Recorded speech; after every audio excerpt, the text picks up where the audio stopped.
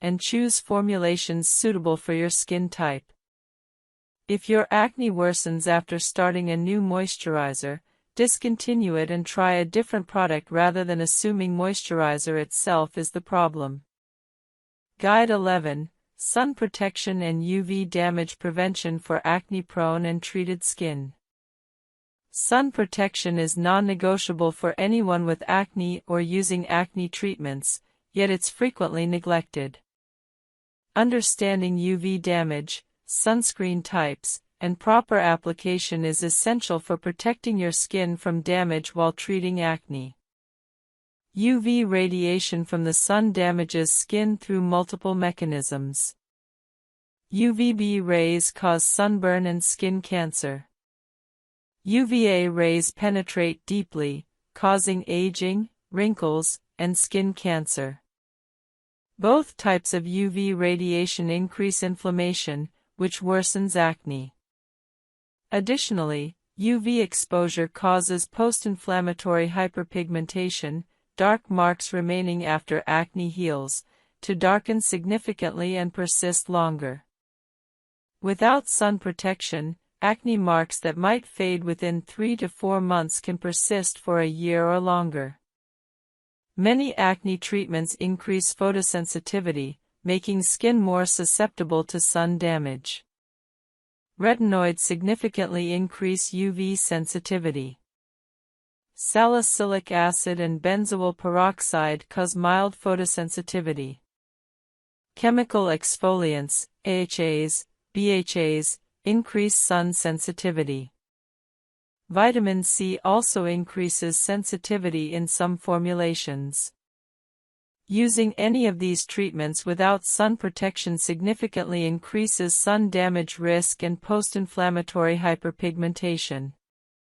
Sunscreen comes in 2 main types: mineral, physical, and chemical. Mineral sunscreens contain zinc oxide or titanium dioxide, which reflect UV rays. They're generally well tolerated, work immediately upon application, and rarely cause irritation. However, they can leave a white cast on skin and may feel heavy. Chemical sunscreens contain organic compounds that absorb UV rays and convert them to heat. They're typically lightweight and invisible on skin but may cause irritation in sensitive individuals and require application 15 minutes before sun exposure to be effective. For acne-prone skin, sunscreens labeled non-comedogenic or for acne-prone skin are essential. Many facial sunscreens are specifically formulated to be lightweight and non-clogging. Combination sunscreens containing both mineral and chemical ingredients often provide the best balance of effectiveness and wearability for acne-prone skin. SPF, sun protection factor, indicates protection against UVB rays. SPF 15 blocks about 93% of UVB rays, SPF 30 blocks about 97%, and SPF 50 blocks about 98%. For daily use with acne-prone skin, SPF 30 is the minimum recommended. SPF 50 provides slightly better protection if you'll be outside for extended periods. However, SPF rating says nothing about UVA protection. Ensure your sunscreen is broad spectrum, protecting against both UVA and UVB rays. Proper sunscreen application is crucial. Most people don't apply enough. You should use about 1/4 teaspoon, 5 milliliters, for your entire face. Many people use far less, reducing actual protection significantly. Warm the sunscreen between your palms and gently press it into your skin. Apply it as the final step of your morning skincare routine, before makeup if you wear it. Daily sunscreen application, even when staying indoors, is important when using acne treatments. Window glass blocks most UVB rays but not UVA rays, meaning significant UV damage can occur through windows. If you're at a desk near a window or driving frequently, you're receiving substantial UV exposure even without being outdoors. Sunscreen reapplication is necessary if you're outside for extended periods. Reapply every 2 hours, or immediately after swimming or sweating. For convenient reapplication over makeup, use sunscreen powder, sunscreen mist, or simply reapply your liquid sunscreen gently over makeup. Additional sun protection measures supplement sunscreen. Wear protective clothing, long sleeves, pants, and hats when possible. Sunglasses protect the delicate eye area and surrounding skin. Seek shade during peak UV hours, 10 a.m. to 4 p.m., when UV intensity is highest. Even with perfect sunscreen use, additional protection measures are valuable. Vitamin D production requires some UV exposure, so complete sun avoidance isn't necessary or healthy. However, brief incidental sun exposure during daily activities provides adequate vitamin D, while protecting skin involves consistent sunscreen use and protective measures during extended outdoor activities. Sunscreen ingredients sometimes interact with other skincare products. Benzoyl peroxide can reduce some sunscreen ingredient effectiveness. Apply sunscreen after benzoyl peroxide and wait a few minutes before reapplying other products. Generally, sunscreen should be your final skincare step before makeup. If you develop a sunburn despite sunscreen use, cool compresses, hydration, and soothing products like aloe vera help.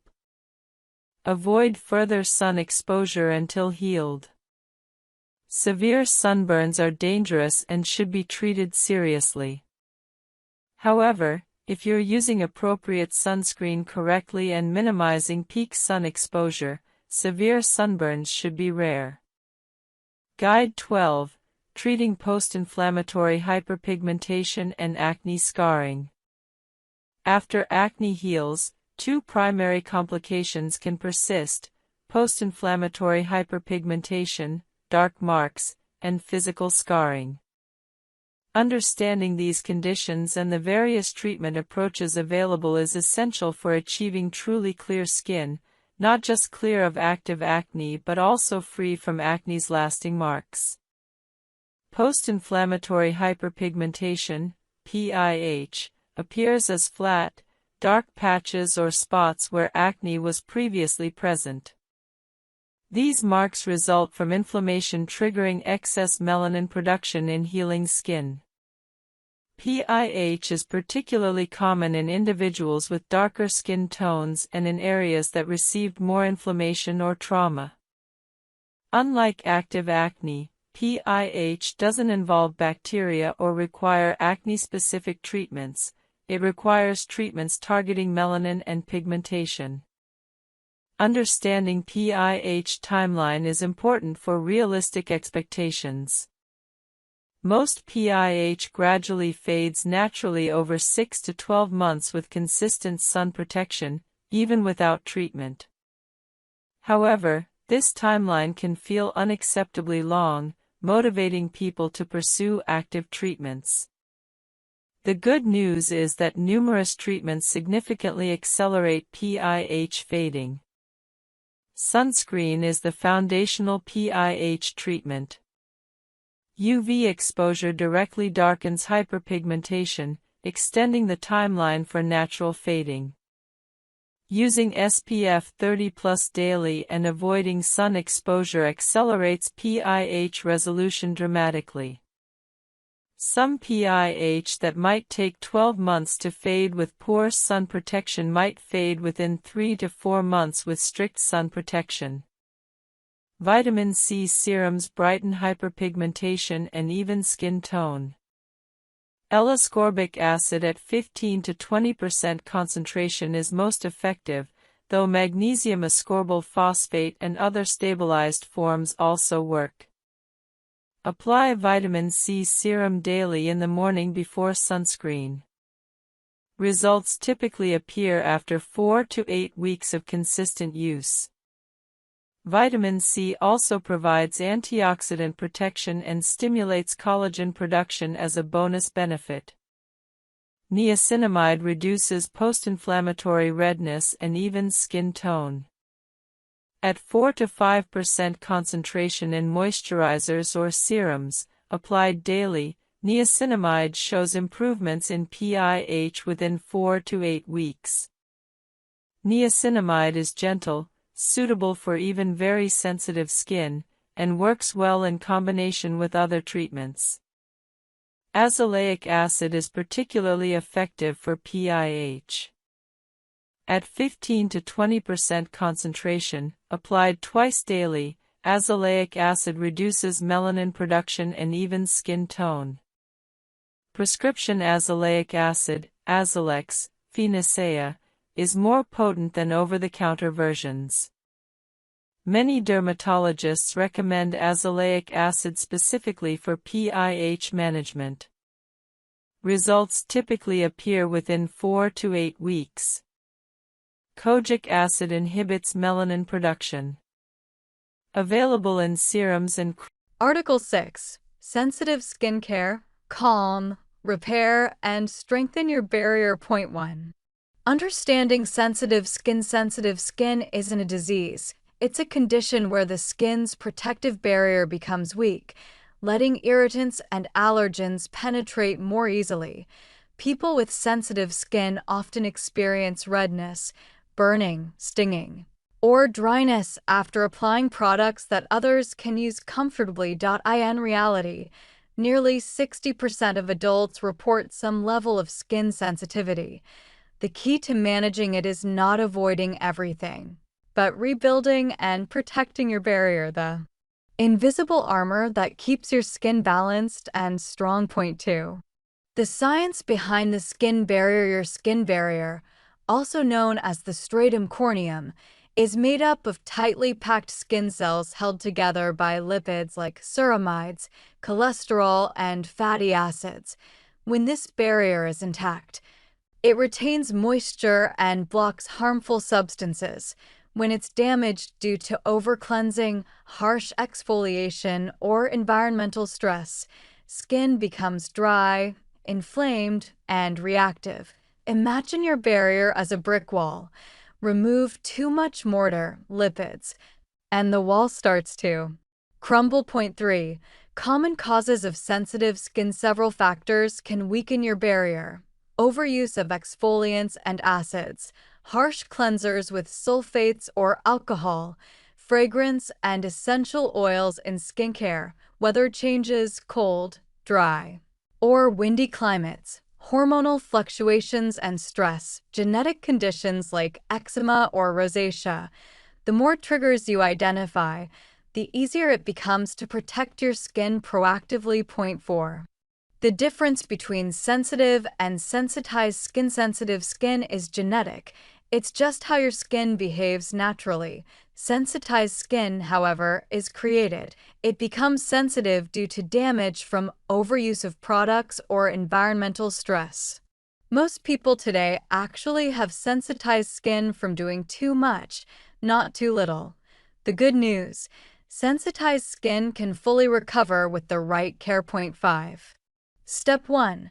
Simplify your routine. When your skin is reactive, minimalism is your best friend. Cut your routine down to 3 essentials: gentle cleanser, hydrating moisturizer, sunscreen, SPF 30 or higher. Everything else can wait until your barrier heals. Your goal is stability, not stimulation. Point 6. Choosing the right cleanser. Cleansing should never feel tight or squeaky. Look for pH balanced, 4.5 to 6, sulfate-free, fragrance-free cleansers. Good ingredients: ceramides, oat extract, panthenol, green tea, glycerin. Avoid foaming cleansers with sodium lauryl sulfate or menthol. Wash only twice a day, morning and night, with lukewarm water. Point 7. Moisturizing. The cornerstone of repair. Your moisturizer is your barrier's best ally. Look for formulas containing ceramides, restore lipid balance, cholesterol and fatty acids, rebuild structure, panthenol, vitamin B5 soothes inflammation. Squalane mimics natural skin oil. Centella asiatica calms irritation. Use twice daily. When your skin feels tight, add a layer anytime. Hydration repairs faster than any treatment. Point 8. Avoiding fragrance and essential oils. Fragrance, whether synthetic or natural, is one of the top causes of irritation. Even essential oils like lavender or citrus can cause redness over time.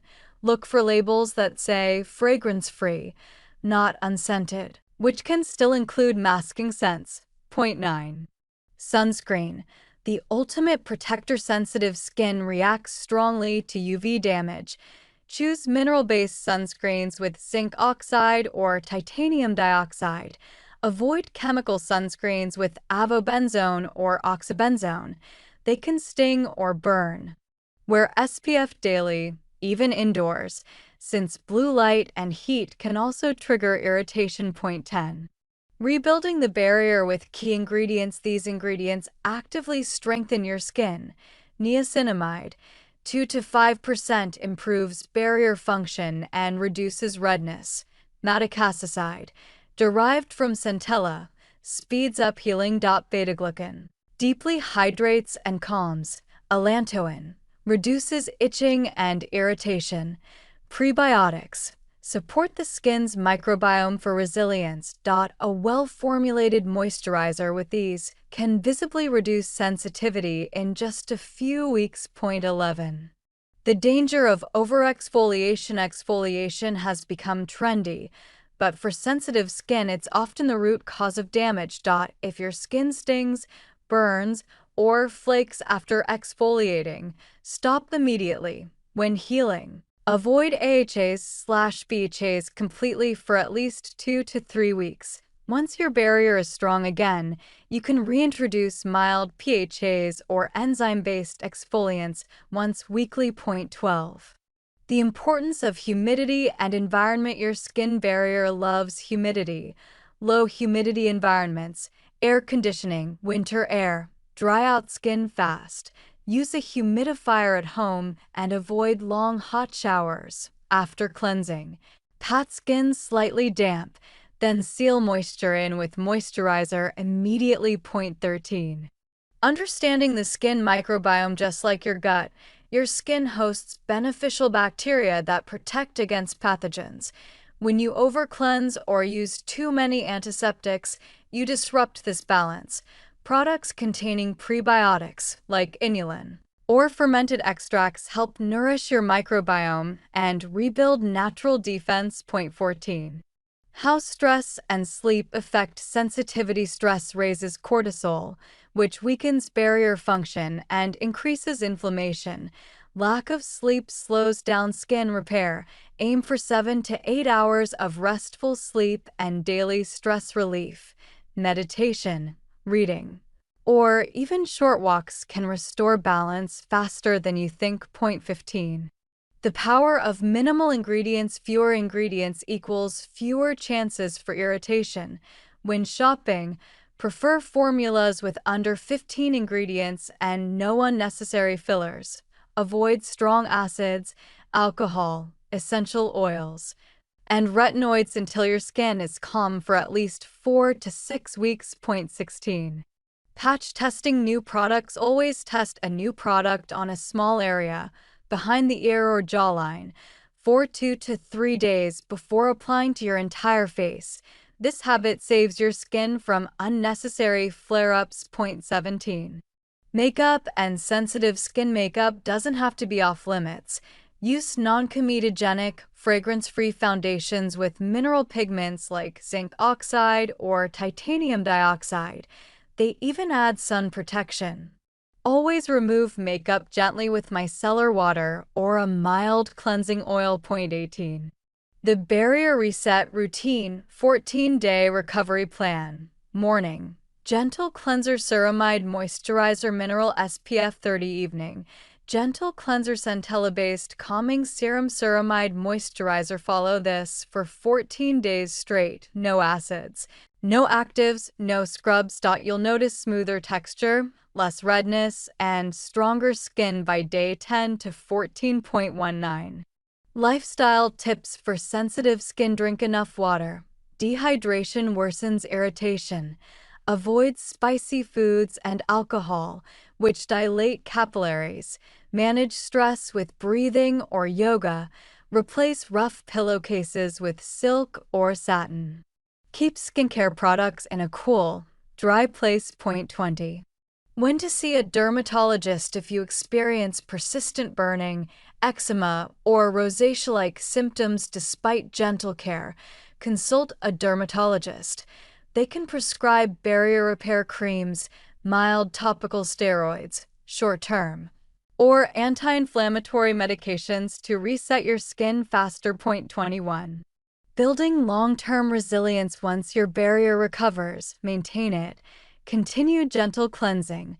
Use ceramide-rich moisturizers year-round. Introduce actives slowly, one at a time. Stick to less is more. Healthy skin isn't about how many steps you take, but how consistent and mindful you are. Point 22. The mind-skin connection. Sensitive skin reacts not just to ingredients, but also to emotions. Anxiety, lack of sleep, and overthinking can trigger flare-ups. Remember, skincare is not punishment, it's care. Treat your skin as you would a healing friend, with patience, respect, and love. When your mind calms, your skin follows. Article 9. Adult acne in men and women. Different causes. Different solutions. == 1. When acne doesn't end with teen years. Acne is often thought of as a teenage problem, but millions of adults still battle breakouts well into their 30s, 40s, and even 50s. Adult acne feels different, slower to heal, more inflamed, and often concentrated along the jawline or cheeks. Understanding why adult acne happens and why it differs between men and women is the key to stopping it for good. Point 2. How adult acne differs from teen acne. Teenage acne usually comes from puberty's hormone surge and fast cell turnover. Adult acne develops from slower renewal, chronic stress, and hormonal fluctuations. In adults, the skin barrier is thinner, so inflammation lasts longer and leaves marks more easily. It's less about dirty skin and more about hormonal and lifestyle imbalance. Point 3. The 4 main drivers of adult acne. Adult acne forms when several factors combine. Overactive sebaceous glands produce too much oil. Dead skin cells clog pores. Bacteria, Cutibacterium acnes, multiply. Inflammation triggers swelling and redness. But the trigger behind those steps differs between men and women. Point 4. Why women experience hormonal fluctuations. Female skin responds to monthly shifts in estrogen and progesterone. Right before menstruation, estrogen drops and testosterone rises, stimulating oil glands. This is why many women get jawline or chin breakouts before their period. Pregnancy, postpartum changes, birth control pills, and menopause can all reshape this pattern. Point 5. Why men break out differently. Men produce steadier and higher levels of testosterone. That means their oil glands are larger and more active year-round. Shaving adds irritation and ingrown hairs, folliculitis. For men, acne usually appears on the forehead, back, and neck, areas with dense oil glands and friction from collars or helmets. Point 6. Stress, the hidden hormone. Cortisol, the stress hormone, spikes with emotional pressure, lack of sleep, and constant deadlines. It stimulates oil production and inflammation just like testosterone does. Many adults see flare-ups during work stress or family conflict. Managing stress is often the missing step in clear skin plans. Point 7. Diet and modern lifestyle triggers. Fast food, sugar drinks, and coffee may fuel breakouts by raising insulin and IGF-1 levels. These hormones increase sebum and cell growth inside pores. A diet rich in omega-3s, fiber, and low glycemic carbs can reduce this effect. Add greens and water. Cut sugar and dairy. It's simple but powerful. Point 8. Skincare mistakes. Adults often make. Many adults use harsh teen acne products long after puberty. High-strength benzoyl peroxide and alcohol-based cleansers dry the skin and prolong inflammation. Others swing the other way, heavy moisturizers and occlusive makeup that block pores. The goal is balance, gentle cleansing, lightweight hydration, and targeted actives. Point 9. The role of hormones in adult women. Besides the monthly cycle, conditions like PCOS, polycystic ovary syndrome, can disrupt hormones. Too many androgens cause persistent jawline acne, thinning hair, and irregular periods. A doctor can test hormone levels and recommend treatments like spironolactone or birth control pills to regulate balance. Point 10. The role of hormones in adult men. Men rarely have cyclic fluctuations, but testosterone can still spike with gym supplements or anabolic steroids. That's why bodybuilder acne appears on chest and back. Balancing training with rest, hydration, and anti-inflammatory foods keeps the skin clear without sacrificing fitness. Point 11. Understanding barrier damage and inflammation. Adult skin is often weaker from years of sun exposure, pollution, and strong products. When the barrier is compromised, bacteria penetrate easily and cause deep inflammation. Repairing this barrier with ceramides, niacinamide, and gentle hydration is the foundation of any adult acne routine. Point 12. Building a balanced skincare routine. Morning, gentle cleanser, no sulfates, niacinamide or azelaic acid serum. Light moisturizer with ceramides. Mineral sunscreen SPF 30. Evening, oil-based cleanser to remove makeup and sunscreen. Salicylic acid toner 2 to 3 nights a week. Retinoid or adapalene barrier repair cream. Keep it consistent for at least 8 to 12 weeks to see stable results. Point 13. Targeted ingredients for adult acne. Niacinamide balances oil and reduces redness. Azelaic acid fades dark marks and kills bacteria. Salicylic acid cleans pores and exfoliates gently. Adapalene or tretinoin prevent clogs and stimulate collagen. Centella asiatica soothes sensitive skin. Point 14. Men's shaving and skincare tips. Men should shave after a warm shower when pores are soft. Use a sharp razor and shave in the direction of hair growth. Afterward, apply alcohol-free aftershave with aloe vera or witch hazel to calm skin.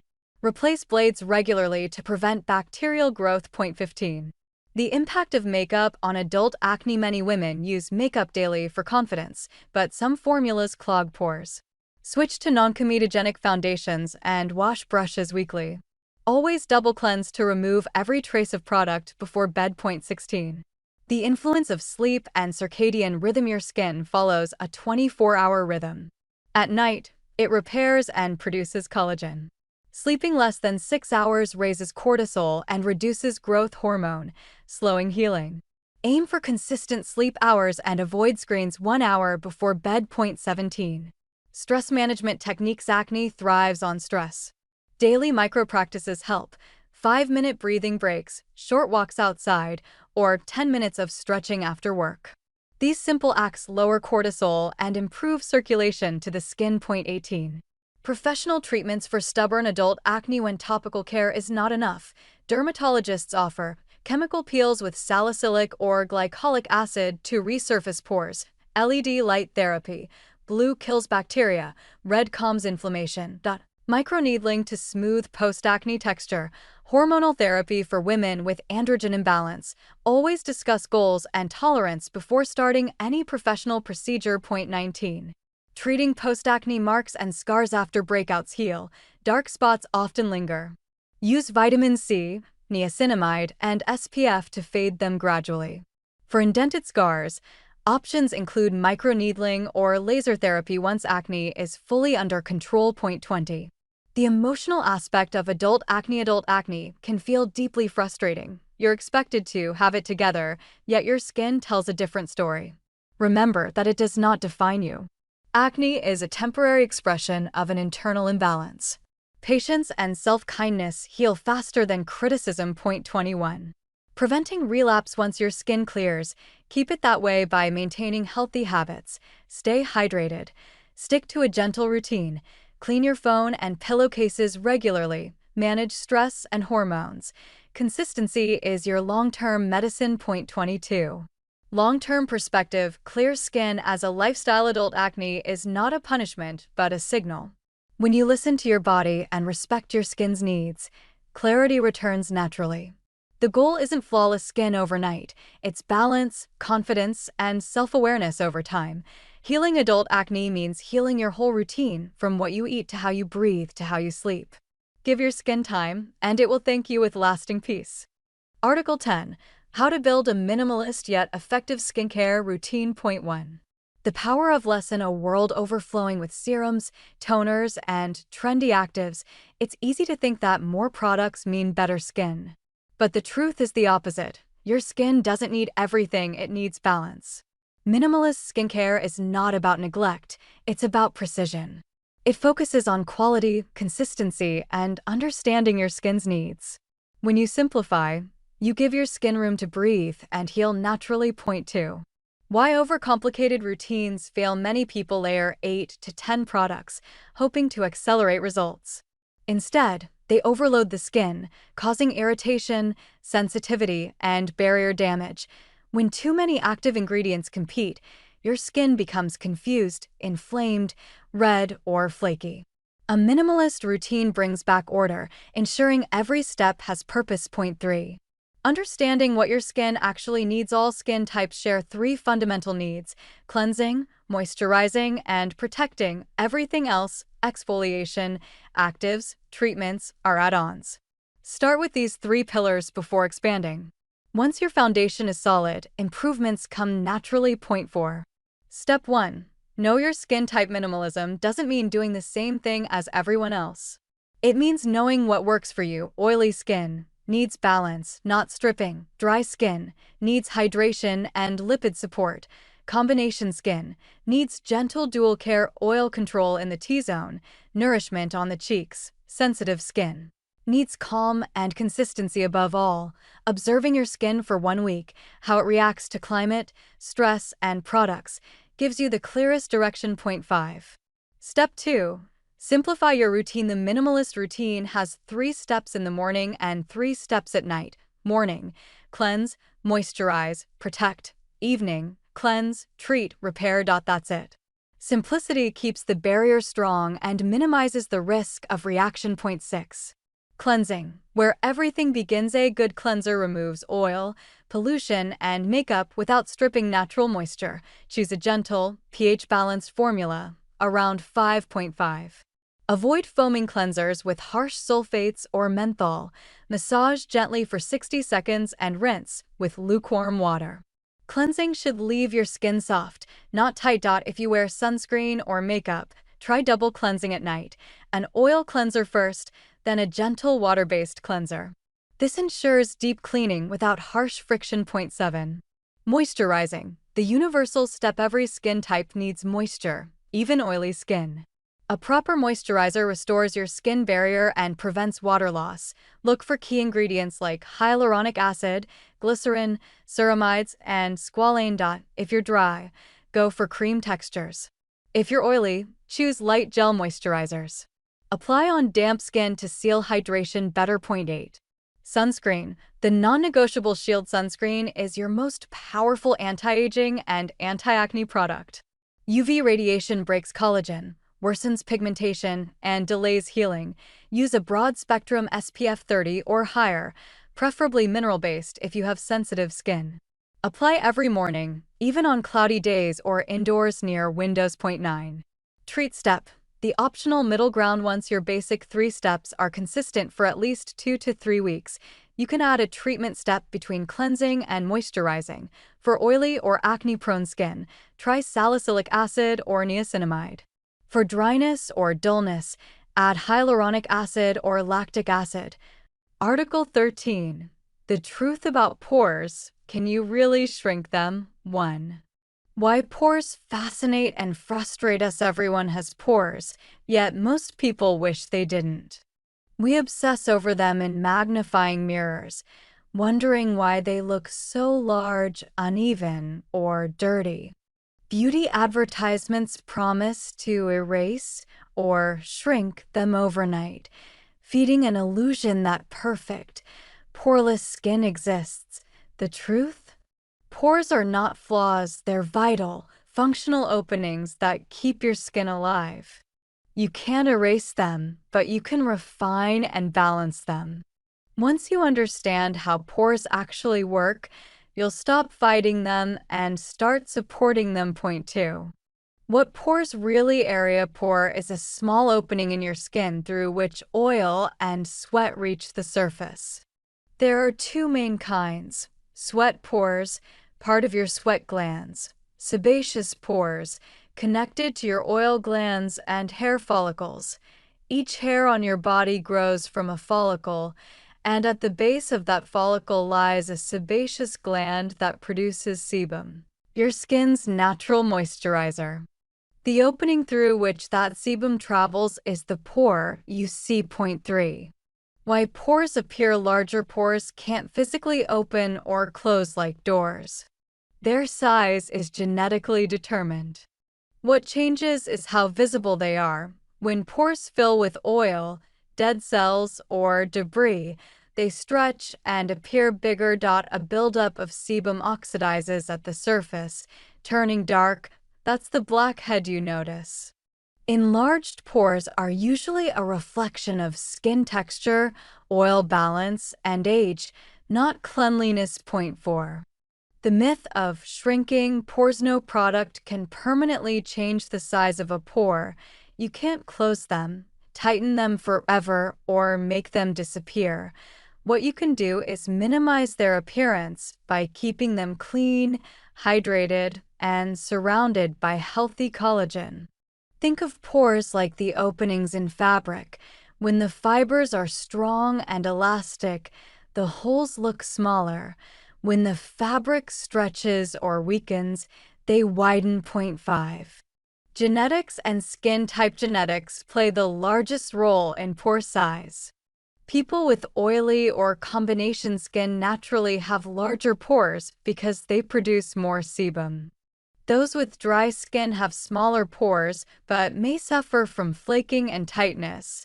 You can't change your genetics, but you can manage the conditions that make pores look worse: oil buildup, dehydration, and aging. Point 6. The role of collagen and aging. Collagen is the scaffolding that supports your skin. In youth, collagen keeps everything firm and lifted. As collagen declines with age, pores lose support and look more visible. That's why retinoids, vitamin C, and sunscreen, which protect and rebuild collagen, indirectly make pores look smaller over time. Point 7.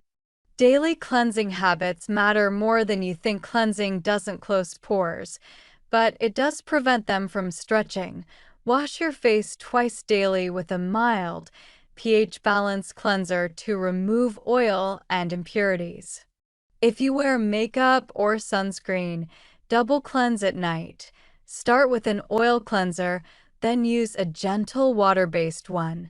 Avoid harsh scrubbing. Friction inflames pores and worsens texture. Point 8.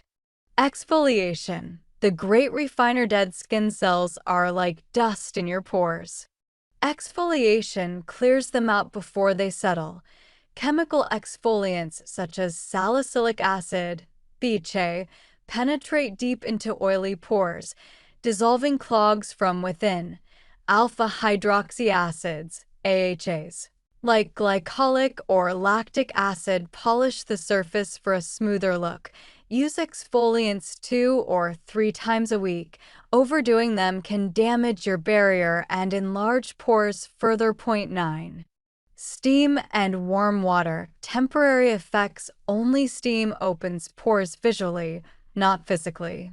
Heat softens oil plugs, making extraction easier, but once the skin cools, pores return to normal size. Steaming is useful before applying masks or doing extractions. Just don't overheat the skin or do it daily. A 5-minute warm compress once a week is plenty. Point 10. Cold water and ice. The short-term tightener. Splashing cold water or rubbing ice on the face constricts blood vessels and gives a temporary tightening sensation. It's refreshing but doesn't change pore size. However, it can reduce inflammation and make pores appear smaller for a few hours, a good pre-event trick, not a long-term cure. Point 11. Clay masks. Nature's vacuum cleaners clay masks, especially those made from kaolin or bentonite, absorb excess oil and impurities. Use once or twice weekly, leaving it on for no longer than 10 minutes. Overusing clay masks can dry the skin and paradoxically cause more oil production. Always follow with a hydrating serum or moisturizer afterward. Point 12. Retinoids. The real game changers. Retinoids are vitamin A derivatives that increase cell turnover and boost collagen by clearing dead cells and thickening the dermal layer. Retinoids reduce the appearance of pores from within. Start slowly, 2 nights a week, and moisturize generously. Over time, usually 12 weeks or more, your pores appear smoother, tighter, and less noticeable. Point 13. Niacinamide. The balancer niacinamide, or vitamin B3, is one of the most versatile ingredients for all skin types. It regulates oil production, strengthens the barrier, and brightens dullness. Regular use. 5 to 10% concentration helps balance sebum and refine texture, giving pores a soft focus look under light. Point 14. Sunscreen. The unsung hero of pore care. UV damage breaks down collagen, leading to sagging and enlarged pores. Wearing sunscreen daily protects your skin structure and prevents further enlargement. Look for lightweight, non-comedogenic formulas. They won't clog pores or feel greasy. Point 15. Hydration. The overlooked secret. Dehydrated skin exaggerates pores. When your skin lacks water, pores look more sunken and rough. Using hydrating serums with hyaluronic acid and glycerin plumps the surrounding tissue, softening the entire texture. Drink enough water, but remember, topical hydration matters. 2.16. Professional treatments that deliver. If home care isn't enough, dermatologists can offer advanced treatments. Chemical peels, laser resurfacing, and microneedling all stimulate collagen and refine texture. Microneedling creates microinjuries that trigger new collagen formation, tightening skin naturally. Laser treatments target oil glands and promote smoothness. These aren't overnight miracles, but consistent sessions yield visible refinement. Point 17. Why overcleansing backfires. Many people with visible pores think the solution is to scrub harder. In reality, overcleansing strips natural oils and triggers rebound sebum. The skin produces even more oil to compensate. Gentle cleansing twice daily is optimal. If your face feels squeaky or tight afterward, it's too harsh. Point 18. Common products that exaggerate pores. Heavy creams, silicones, and certain sunscreens can settle into pores, reflecting light in a way that highlights them. Switch to oil-free or gel-based formulas. Always remove makeup thoroughly before bed. Even the best routine fails if you sleep in foundation. Point 19. Makeup tricks for minimizing pores without hiding them. A smooth makeup base can visually blur pores. Use a water-based primer with dimethicone or niacinamide. Avoid thick mattifying products that dry your skin. They often crack and emphasize texture. Less coverage, more glow. When your skin reflects light evenly, pores fade into the background. Point 20. The emotional side of pore anxiety. Many people develop an unhealthy obsession with their pores, checking them under harsh lighting or magnifying mirrors. This magnifies imperfections that no one else notices. No camera, conversation, or friend sees your pores as closely as you do. Poor anxiety is often a symptom of perfectionism, not poor skin. Learning to accept normal skin texture is part of emotional skincare. It's freedom from unrealistic expectations. Point 21. Long-term poor health, the real routine for long-term refinement. Combine gentle daily habits with targeted actives. Morning, cleanser, niacinamide serum, moisturizer, sunscreen. Night, double cleanse, retinoid, lightweight hydration. Weekly, 1 clay mask, 1 chemical exfoliation. Over months, the transformation is subtle but profound. Smoother surface, balanced oil, calmer tone. Your pores haven't disappeared. They've simply learned harmony. Point 22.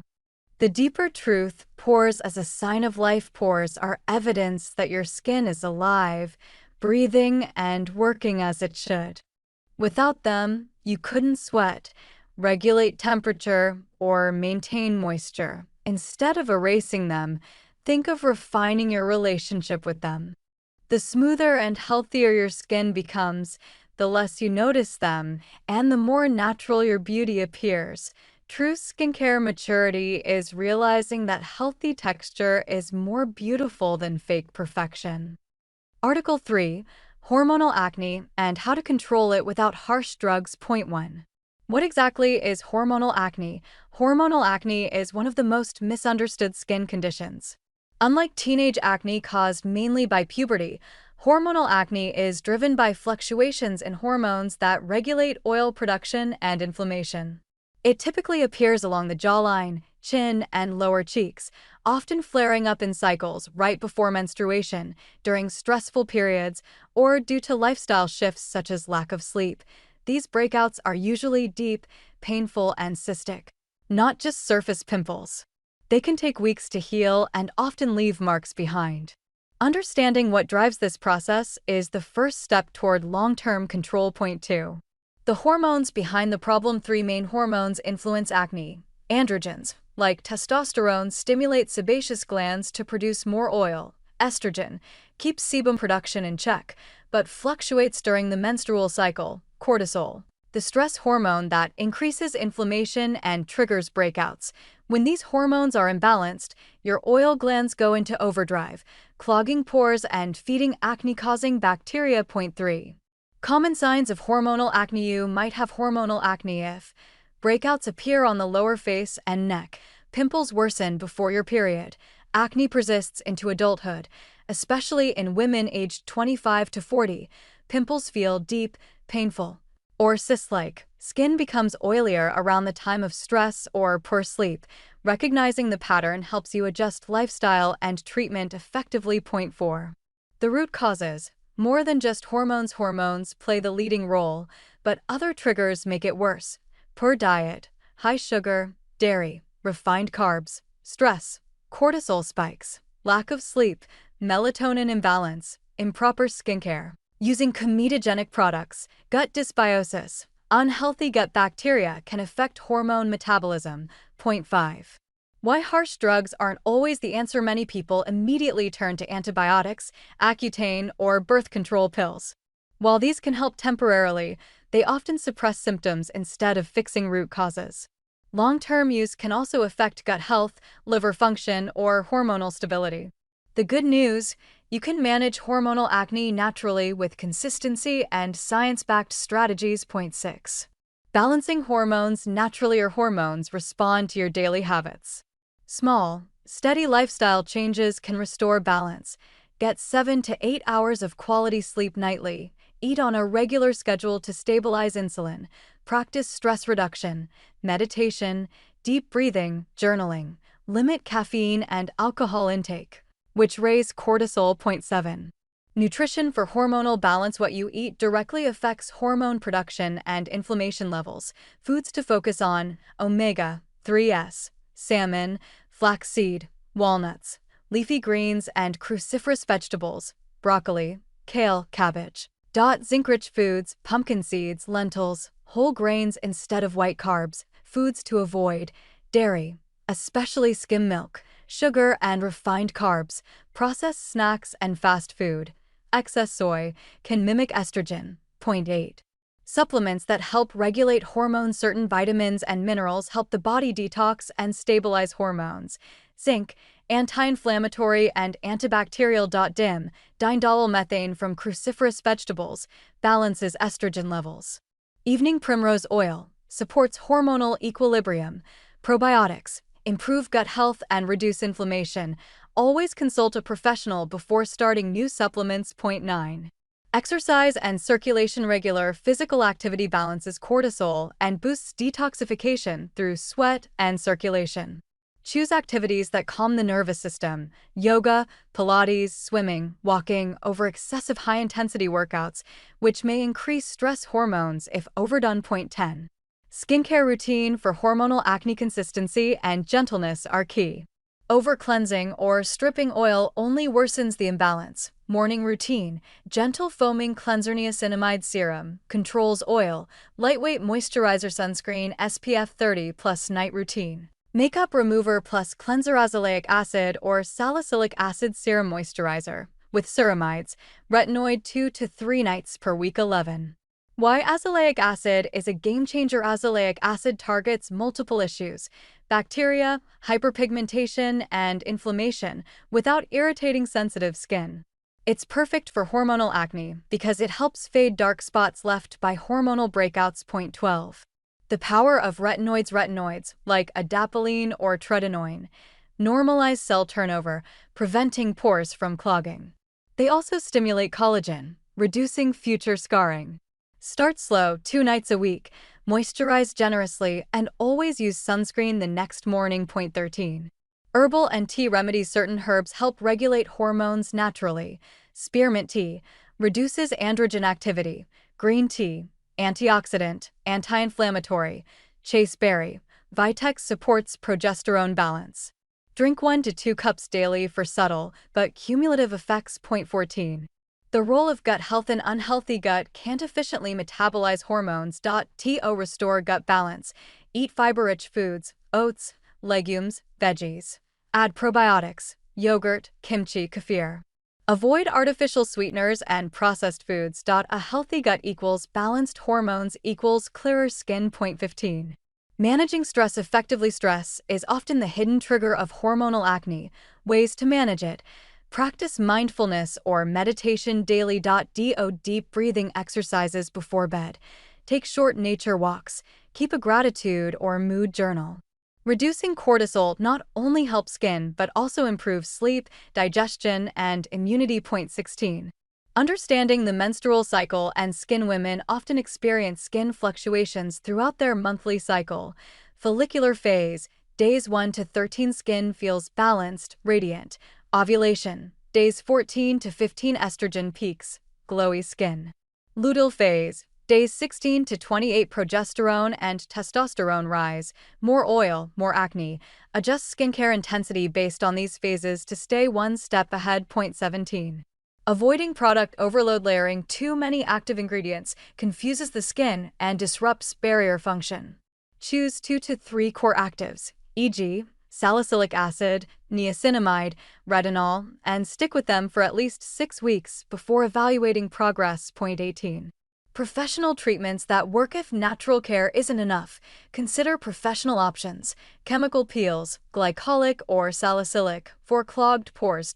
LED light therapy, blue light kills bacteria, red light reduces inflammation.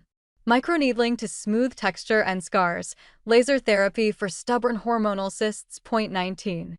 The emotional side of hormonal acne. Cystic breakouts can seriously impact self-esteem. Remember, this is a biological process, not a personal flaw.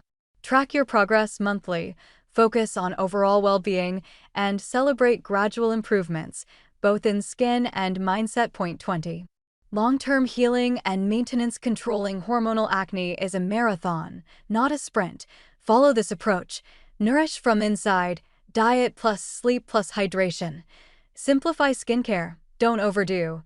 Stay consistent for at least 3 months. Check hormone levels if acne persists despite lifestyle changes. Healing from hormonal acne means learning your body's language. Once you align your habits with hormonal balance, your skin naturally reflects that inner harmony. The ultimate guide to acne vulgaris. Understanding the 4 pillars of pimple formation introduction. What is acne? Acne is the most common skin condition in the world, affecting millions of people regardless of age or ethnicity.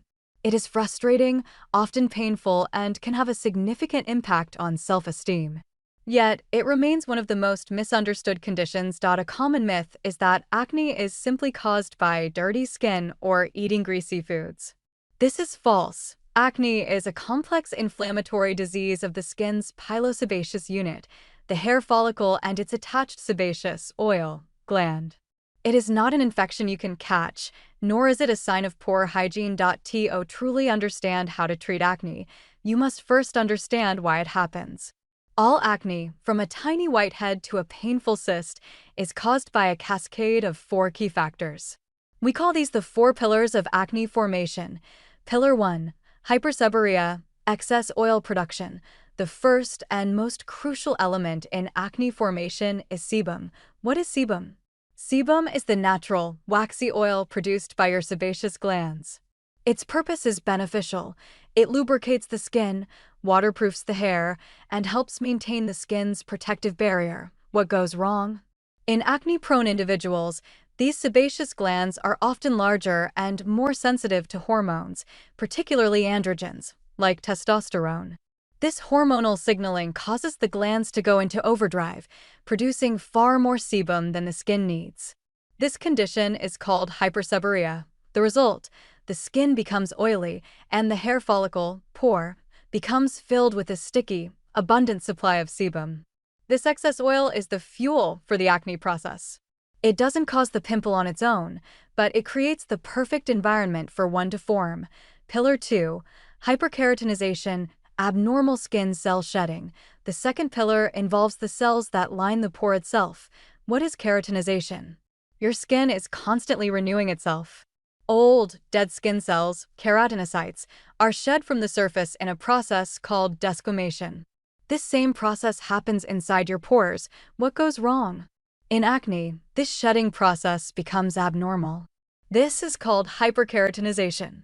Instead of shedding neatly and being expelled from the pore, the dead skin cells become sticky.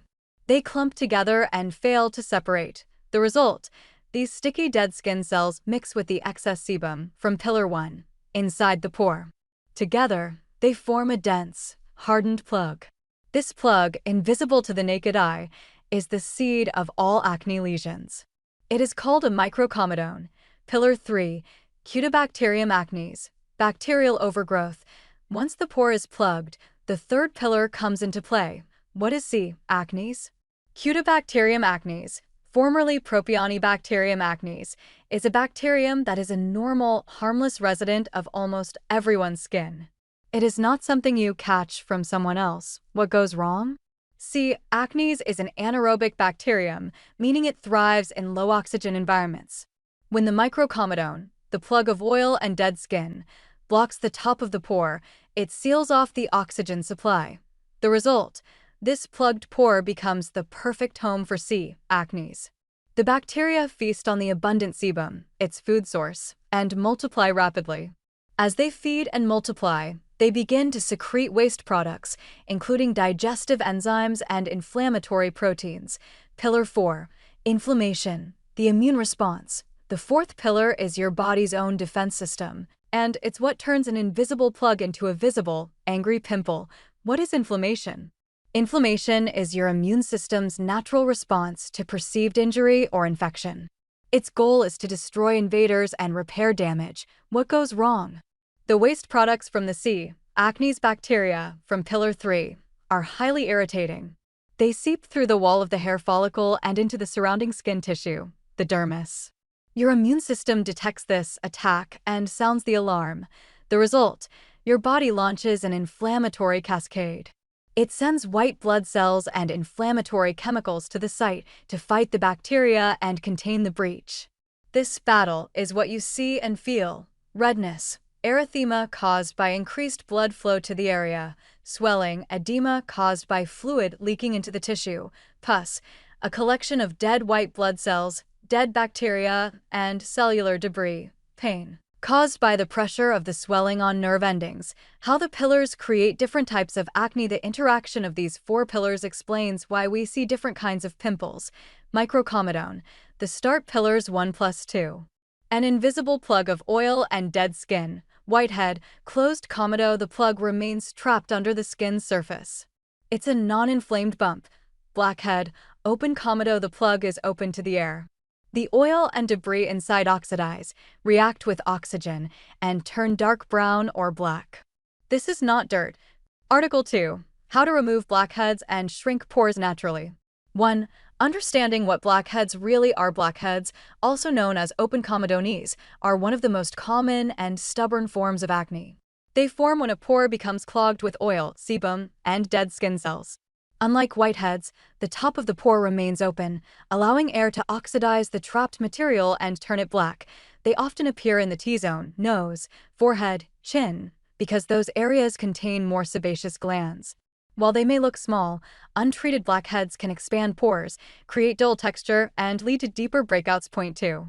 Why do blackheads form? There's no single cause, but several key triggers combine. Excess sebum production, often hormonal or genetic. Dead skin accumulation, when skin doesn't shed efficiently. Improper cleansing, especially heavy makeup or sunscreen residue. Humidity and pollution, clog pores faster. Use of comedogenic products, oils or silicones that trap debris. Understanding your triggers allows you to create an effective plan instead of using harsh or random treatments. Point 3. The myth of dirty skin. One of the biggest misconceptions is that blackheads are caused by poor hygiene. In truth, they have nothing to do with dirt. Over-cleansing or scrubbing aggressively will only irritate the skin and cause rebound oiliness. A balanced routine, not extreme cleansing, is what clears pores effectively. Point 4. Step 1. Steam to soften and open pores. Steaming is one of the most relaxing and effective first steps. How to do it? Boil water and pour into a large bowl. Add 2 to 3 drops of tea tree, eucalyptus, or chamomile oil. Place a towel over your head and lean 15 to 20 centimeters away for 5 to 7 minutes. Gently pat dry. The steam helps soften keratin plugs and improves absorption of later treatments. Point 5. Step 2. Exfoliate smartly. Chemical, not physical. Instead of scrubbing with rough beads that can create micro tears, use chemical exfoliants that work deep within pores. BHA, salicylic acid oil soluble, penetrates deep into pores. Breaks down sebum. AHA, glycolic/lactic acid water soluble, removes surface buildup and brightens. Use 2 to 3 times per week. Start slow, 0.5 to 1% BHA or 5% AHA, and always moisturize after. Point 6. Step 3. Clay masks for detox and balance. Clay masks draw out impurities and excess oil. Top types: kaolin clay, gentle, suitable for sensitive skin. Bentonite clay, strong oil absorption for very oily skin. Charcoal masks, absorb toxins and pollution.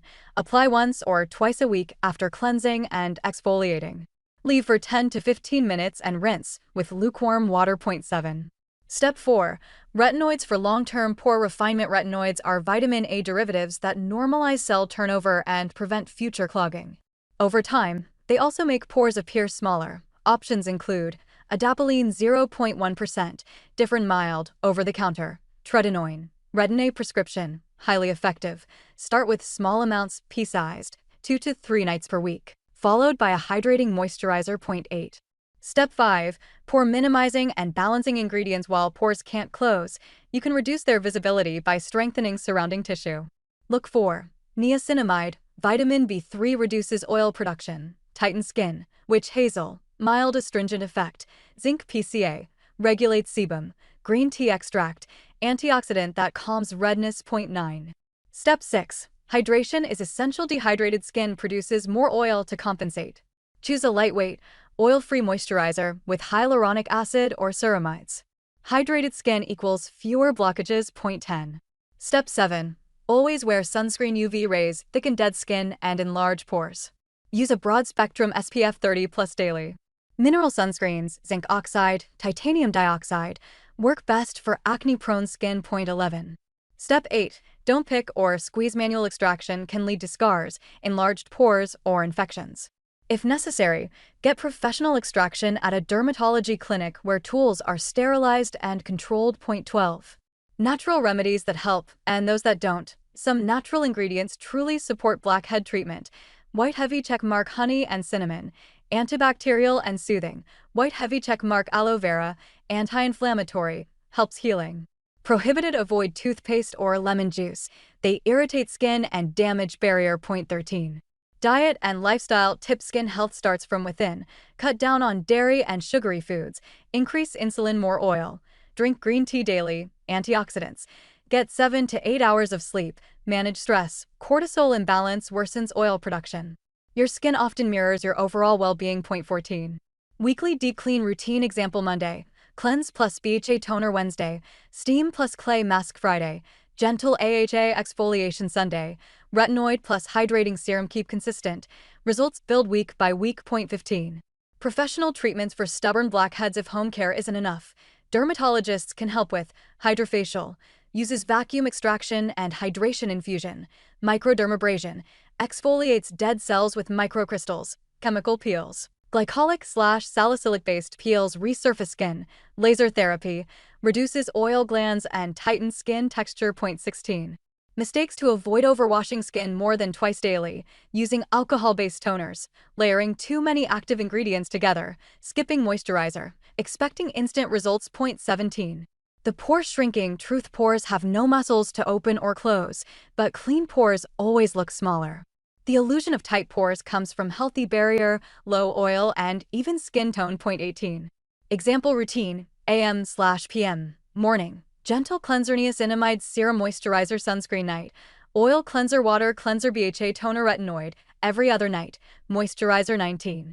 Emotional aspect: confidence through clarity. Clear skin is not just aesthetic, it restores confidence. Taking care of blackheads patiently builds discipline and self-respect. Every consistent week brings smoother texture and brighter tone. Point 20. The 6-week transformation plan: follow this structured path. Week 1 to 2, detox and adjust to actives. Week 3 to 4, steady exfoliation plus pore tightening. Week 5 to 6, visible smoothness, less congestion. Document progress with weekly photos. You'll be amazed by the change. Article 1. The Ultimate Guide to Treating Acne and Achieving Clear, Healthy Skin. 1. Understanding what acne really is. Acne is not simply dirty skin, it's an inflammatory disorder of the sebaceous, oil, glands, and hair follicles. When excess sebum mixes with dead skin cells and bacteria, especially Cutibacterium acnes, pores become clogged, leading to blackheads, whiteheads, and pimples. Hormonal changes, stress, diet, and genetics all play roles in how severe acne becomes. Point 2. Different types of acne: comedonal acne, blackheads and whiteheads caused by clogged pores; inflammatory acne, red bumps and pustules when bacteria trigger inflammation; cystic acne, deep, painful nodules under the skin, the most severe form. Understanding which type you have helps determine the correct treatment plan. Point 3. The foundation: gentle cleansing. Cleansing twice a day is essential, once in the morning, once before bed. Use a mild, non-comedogenic cleanser that does not strip the skin's natural moisture barrier. Overwashing or scrubbing harshly triggers more oil production and irritation. Recommended ingredients: salicylic acid, BHA exfoliates inside pores, dissolving excess oil. Benzoyl peroxide kills acne-causing bacteria and reduces inflammation. Green tea or aloe vera extracts soothe redness and calm sensitive skin. Point 4. Exfoliation: the secret to clear pores. Exfoliate 2 to 3 times per week with chemical exfoliants like AHAs, glycolic acid, lactic acid, or BHAs, salicylic acid. Avoid physical scrubs with rough particles that can create microtears. Proper exfoliation removes dead cells, allowing treatments and moisturizers to penetrate more effectively. Point 5. Moisturizing is not optional. Even oily or acne-prone skin needs hydration. When the skin barrier dries out, oil glands overcompensate, worsening breakouts. Look for lightweight gel or lotion-based moisturizers. Labels such as oil-free, non-comedogenic, and fragrance-free ingredients like hyaluronic acid and ceramides help maintain barrier strength. Point 6. Sun protection. Sunscreen is often neglected, yet it's one of the most powerful tools against acne, scarring, and premature aging. UV rays worsen hyperpigmentation and slow healing. Choose broad-spectrum SPF 30 or higher oil-free mineral formulas, zinc oxide/titanium dioxide. Apply every morning and reapply every 2 to 3 hours outdoors. 7. Spot treatments that actually work when a pimple appears. Resist the urge to pop it.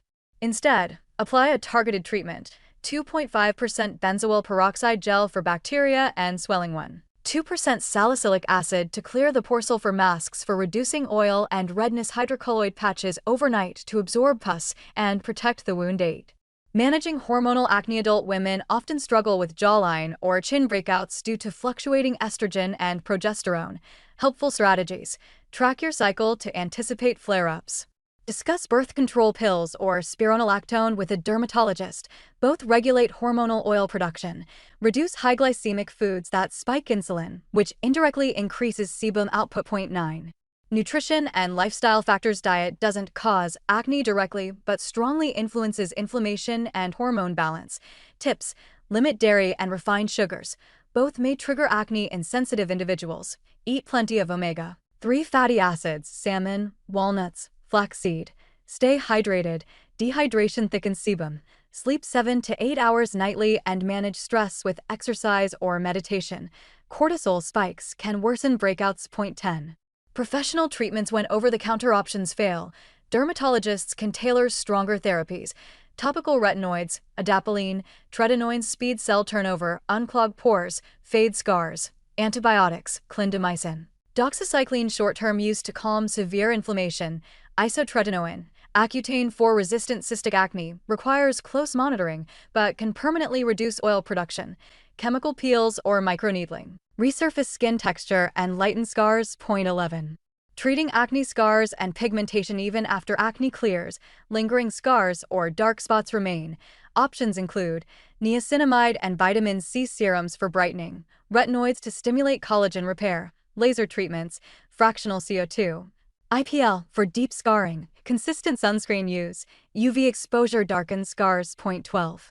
Common mistakes to avoid: over-cleansing or using alcohol-based toners strips barrier, causes rebound oil. Popping pimples drives bacteria deeper, leads to scars. Mixing too many actives, irritation and redness from ingredient conflicts. Skipping moisturizer. Dehydration triggers more oil. Ignoring lifestyle stressors. Chronic stress equals chronic acne. 13. Building a simple, sustainable routine. Morning, gentle cleanser treatment, salicylic acid or niacinamide. Lightweight moisturizer, sunscreen. Evening, makeup remover or gentle cleanser. Exfoliant 2-3 times/week. Or retinoid moisturizer. Keep it simple. Consistency, complexity. 14. Acne across age groups. Teens, usually hormonal, excess oil. Focus on gentle cleansing plus BCH. Adults, often stress or hormone-driven. Focus on barrier repair plus anti-inflammatory care. Men, shaving irritation adds another layer. Use aloe-based aftershaves and clean razors. Women in menopause, dryness may dominate. Use richer moisturizers plus gentle retinoids. 15. Myths versus facts. Myth: reality. Acne comes from poor hygiene. It's primarily hormonal and genetic. Only teenagers get acne. Many adults, even in their 40s, struggle. Tanning clears acne. Sun damage worsens it. Long-term toothpaste heals pimples. It irritates and can burn skin. Natural equals safe. Essential oils may clog pores or cause allergies. 16. When to see a dermatologist. If acne causes scarring, pain, or emotional distress, seek professional help. Early treatment prevents permanent marks. Dermatologists can combine prescription medications with in-office therapies for faster, lasting results. 17. Special situations. Pregnancy, avoid retinoids and high-dose salicylic acid. Ask about azelaic acid or glycolic acid instead. Sensitive skin, use lower concentrations, e.g., 0.5% salicylic acid, and patch test new products. Athletes, shower immediately after sweating to prevent sweat acne. Folliculitis. 18. The emotional side of acne. Acne often lowers confidence, especially in social or professional settings. Remember that nearly everyone experiences skin issues. Focus on long-term care and emotional well-being. Therapy, mindfulness, or supportive communities can reduce stress-related breakouts. 19. Minimalism and consistency. The most effective skincare is the one you can stick to daily. Don't chase every viral product. Introduce one new item at a time, monitor results for 4 to 6 weeks, and avoid product hopping. Real transformation takes patience. 20. Long-term prevention once acne improves. Maintain your skin with balanced diet and hydration, regular cleansing, and sunscreen, occasional exfoliation, avoiding steroid injections are highly effective for cystic acne. Preparation is important. Before applying any spot treatment, cleanse the area thoroughly to remove makeup, dirt, and oil. Pat the area dry completely. Applying spot treatments to damp skin reduces effectiveness and increases irritation. Wait a full 2 to 3 minutes after cleansing to ensure complete dryness. When applying spot treatment, use a clean applicator. Never apply with your finger as this spreads bacteria. Cotton swabs, disposable applicators, or sterile tools are appropriate. Apply a small amount directly to the pimple, covering just the lesion itself and a tiny bit of surrounding skin. Using too much spot treatment wastes product and irritates surrounding healthy skin. Spot treatment frequency depends on the product and your skin's tolerance. Salicylic acid spot treatments can typically be used twice daily, morning and evening, if your skin tolerates it. Benzoyl peroxide spot treatments should typically be used once daily initially, preferably at night, then increase to twice daily if your skin adapts well. Some very potent spot treatments are meant to be used only once or twice weekly. The less is more principle applies to spot treatments.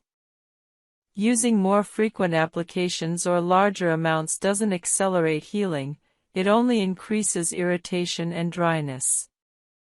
Consistent, moderate use is more effective than aggressive over-application. Never pick, squeeze, or extract pimples yourself unless absolutely necessary. Squeezing ruptures the follicle wall, pushing bacteria, sebum, and dead skin cells deeper into the skin. This spreads the pimple, increases inflammation, and significantly increases scarring risk. Additionally, using your fingers spreads bacteria to other areas of your face, causing more pimples. If a pimple has a visible white center and you feel you must extract it, use a professional extraction tool or, ideally, have a dermatologist perform professional extraction. If you do extract a pimple, do so properly. First, apply a warm compress for 10 minutes to soften the plug and open the pore. Use a sterile lancet or extraction tool, available at pharmacies or dermatology offices, to make a tiny puncture or use an extraction loop to gently apply pressure around the pimple. Never use fingernails. After extracting, immediately apply an antiseptic and then an acne treatment. This approach minimizes the damage compared to aggressive squeezing. Acne patches are an excellent spot treatment innovation. These hydrocolloid bandages, infused with acne-fighting ingredients like salicylic acid, are applied over pimples. They absorb pus and oil from the pimple while protecting it from external bacteria and irritation. Acne patches work best on surface pimples with visible centers rather than deep cystic acne. They're typically left on for 6 to 8 hours or overnight, providing results within 6 to 8 hours to overnight for responsive pimples. Many people use acne patches under makeup during the day or overnight. They're convenient, visible results-oriented, and non-irritating. Pimple patches containing active ingredients like salicylic acid, benzoyl peroxide, or tea tree oil are superior to regular hydrocolloid bandages. However, regular hydrocolloid bandages provide some benefit through moisture management and protection even without active ingredients. Spot treatment serums and gels remain on your skin, typically used twice daily. Apply after cleansing and before moisturizer. Common spot treatment actives include benzoyl peroxide, salicylic acid, azelaic acid, and sulfur. Choose based on your pimple type. Inflammatory acne responds better to benzoyl peroxide, comedonal acne to salicylic acid. For very aggressive spot treatment, some dermatologists recommend combining low concentrations of different actives, perhaps a small amount of salicylic acid followed by a small amount of benzoyl peroxide on the same pimple. However, this should only be done if your skin tolerates it well and should be used sparingly. For most people, one spot treatment at a time is appropriate. Sulfur spot treatments are often overlooked but can be highly effective, particularly for inflammatory acne and sensitive skin. Sulfur has been used in dermatology for over a century and has proven antibacterial and anti-inflammatory properties. Some people find sulfur more tolerable than benzoyl peroxide or salicylic acid. Intralesional steroid injections administered by dermatologists are the gold standard for large, painful cystic acne. A small amount of steroid is injected directly into the cyst, causing it to deflate and heal within days. This prevents the cyst from persisting for weeks or months and significantly reduces scarring risk. If you have large cystic acne, ask your dermatologist about this option. Common mistakes with spot treatments include starting with too strong products, using them too frequently, using too much product, expecting overnight complete resolution, or abandoning consistency after just a few days. Spot treatment works best with realistic expectations. A moderate pimple treated consistently for 3 to 5 days should flatten and improve noticeably. Large cystic pimples take longer and may require professional intervention. Guide 10. Strategic moisturizing for acne-prone skin, hydration without triggering breakouts. One of the most common and damaging myths about acne is that people with acne shouldn't use moisturizer. This myth causes countless people to have dry, irritated, sensitive skin that's actually more prone to acne. Proper moisturizing is absolutely essential for acne-prone skin, and understanding how to moisturize without clogging pores is critical. The reality is that acne-prone skin, especially if you're using acne treatments, desperately needs moisturizer. Here's why. When your skin is dehydrated, it compensates by producing more sebum. This excess sebum actually worsens acne. Additionally, most acne treatments, salicylic acid, benzoyl peroxide, retinoids, cause dryness and irritation. Using moisturizer counteracts these side effects, allowing you to continue treatments without excessive discomfort. Finally, properly hydrated skin has a stronger barrier function, which improves overall skin health and actually reduces acne. The key to moisturizing acne-prone skin is selecting appropriate products. Look for moisturizers specifically formulated as non-comedogenic, meaning they don't clog pores or trigger acne. The ingredients matter significantly. Lightweight hydrating ingredients like hyaluronic acid, glycerin, and humectants hydrate without being occlusive or pore clogging. Niacinamide hydrates while also having acne-fighting properties. Centella asiatica, SICA, soothes irritation and supports skin barrier function. Ceramides strengthen your skin barrier, which is particularly important when using strong acne treatments. Avoid heavy oils and butters if you have acne-prone skin. Coconut oil, shea butter, and petroleum jelly can clog pores in susceptible individuals. However, some facial oils specifically designed for acne-prone skin can be beneficial. Jojoba oil, squalane oil, and rosehip seed oil are lightweight and non-comedogenic for most people. If you choose to use facial oil, Use sparingly, just a few drops mixed into your moisturizer or applied as the last step of your routine. Texture matters when choosing a moisturizer for acne-prone skin.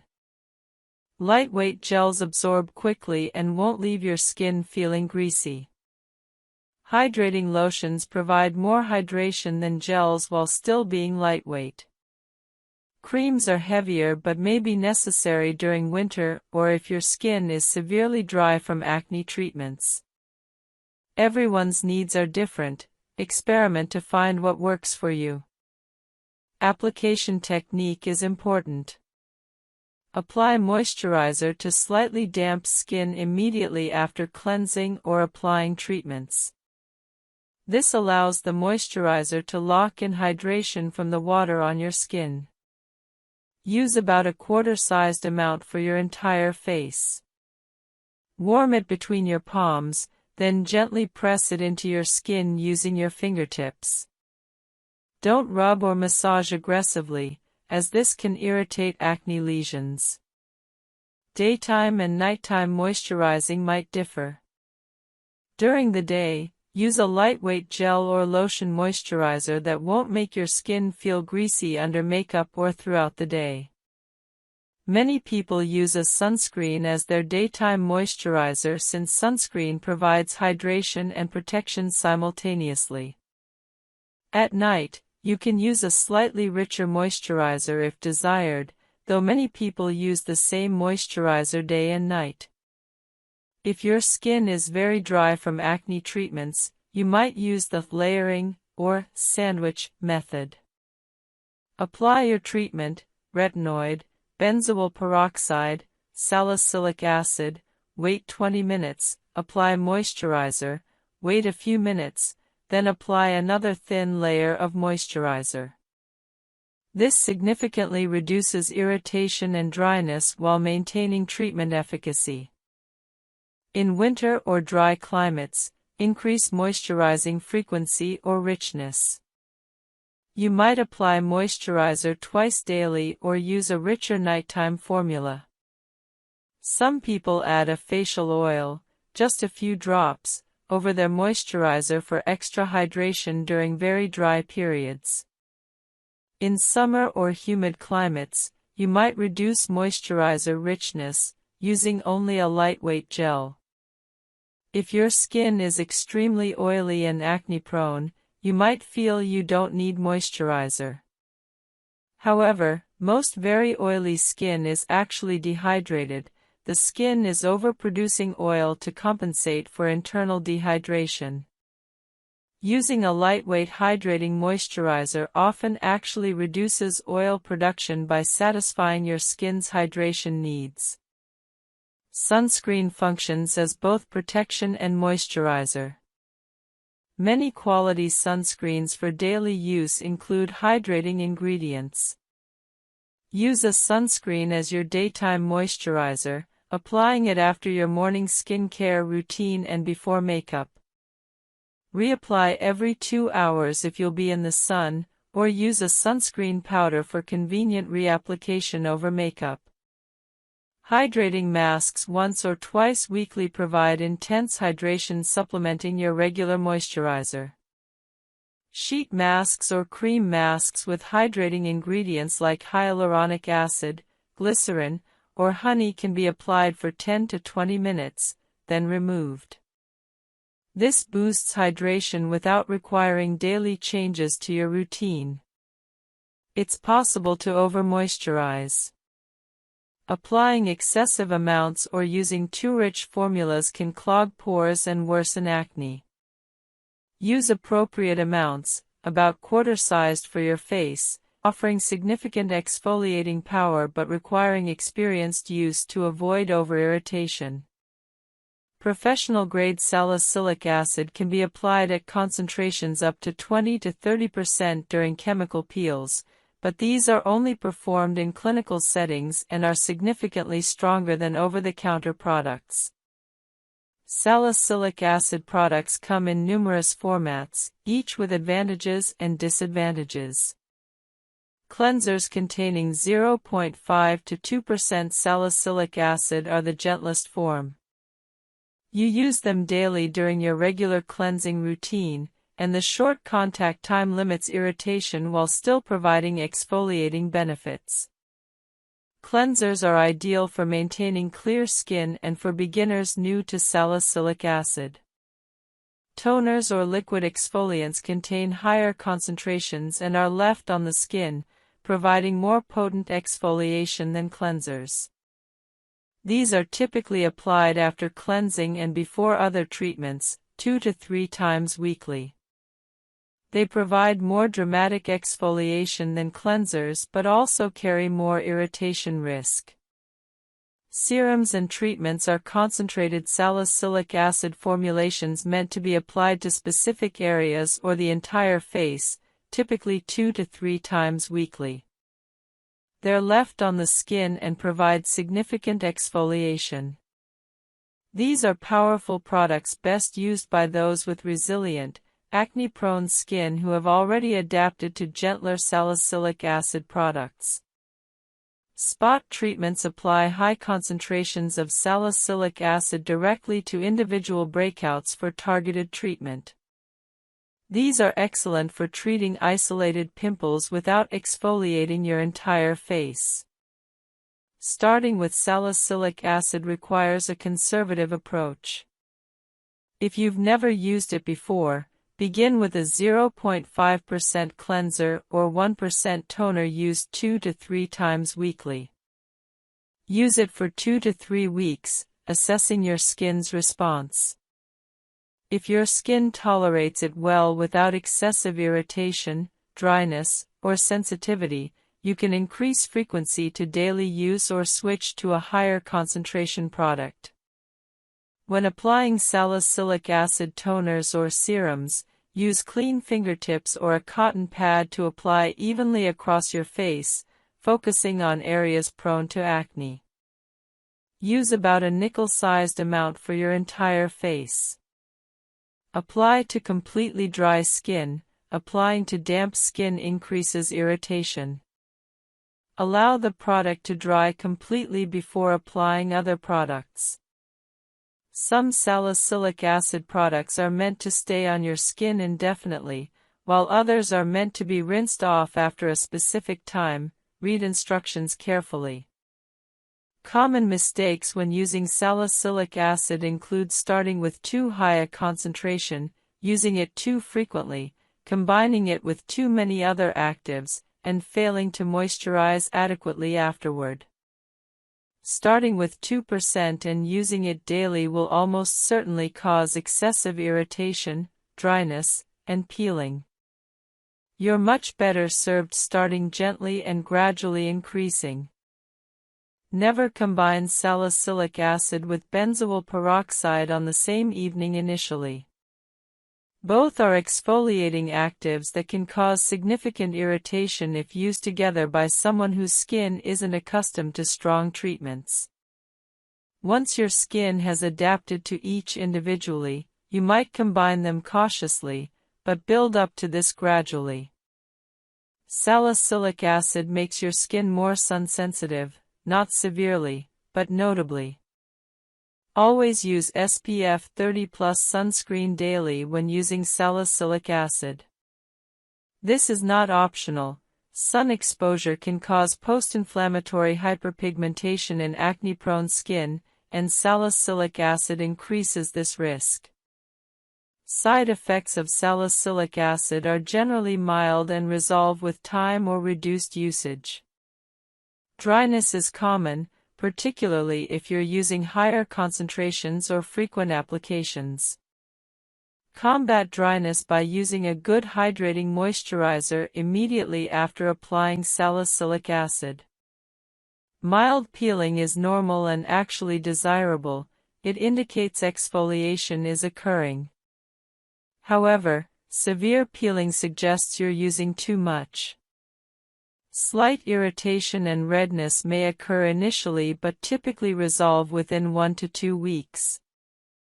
Some people experience temporary worsening of acne as impurities are brought to the surface, but this purging phase is usually short-lived. Results from salicylic acid appear gradually.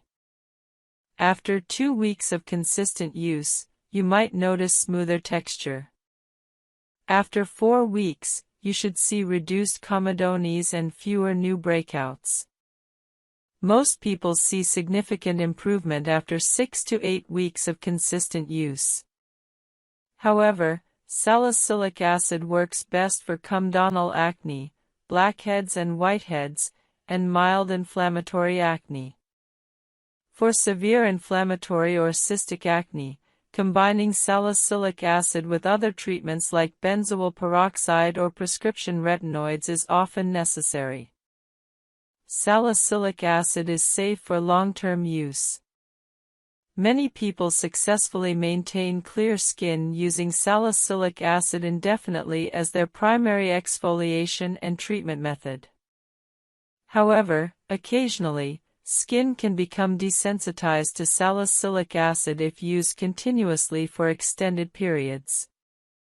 If you notice that salicylic acid that previously worked well seems less effective, take a 1 to 2 week break, then resume using it.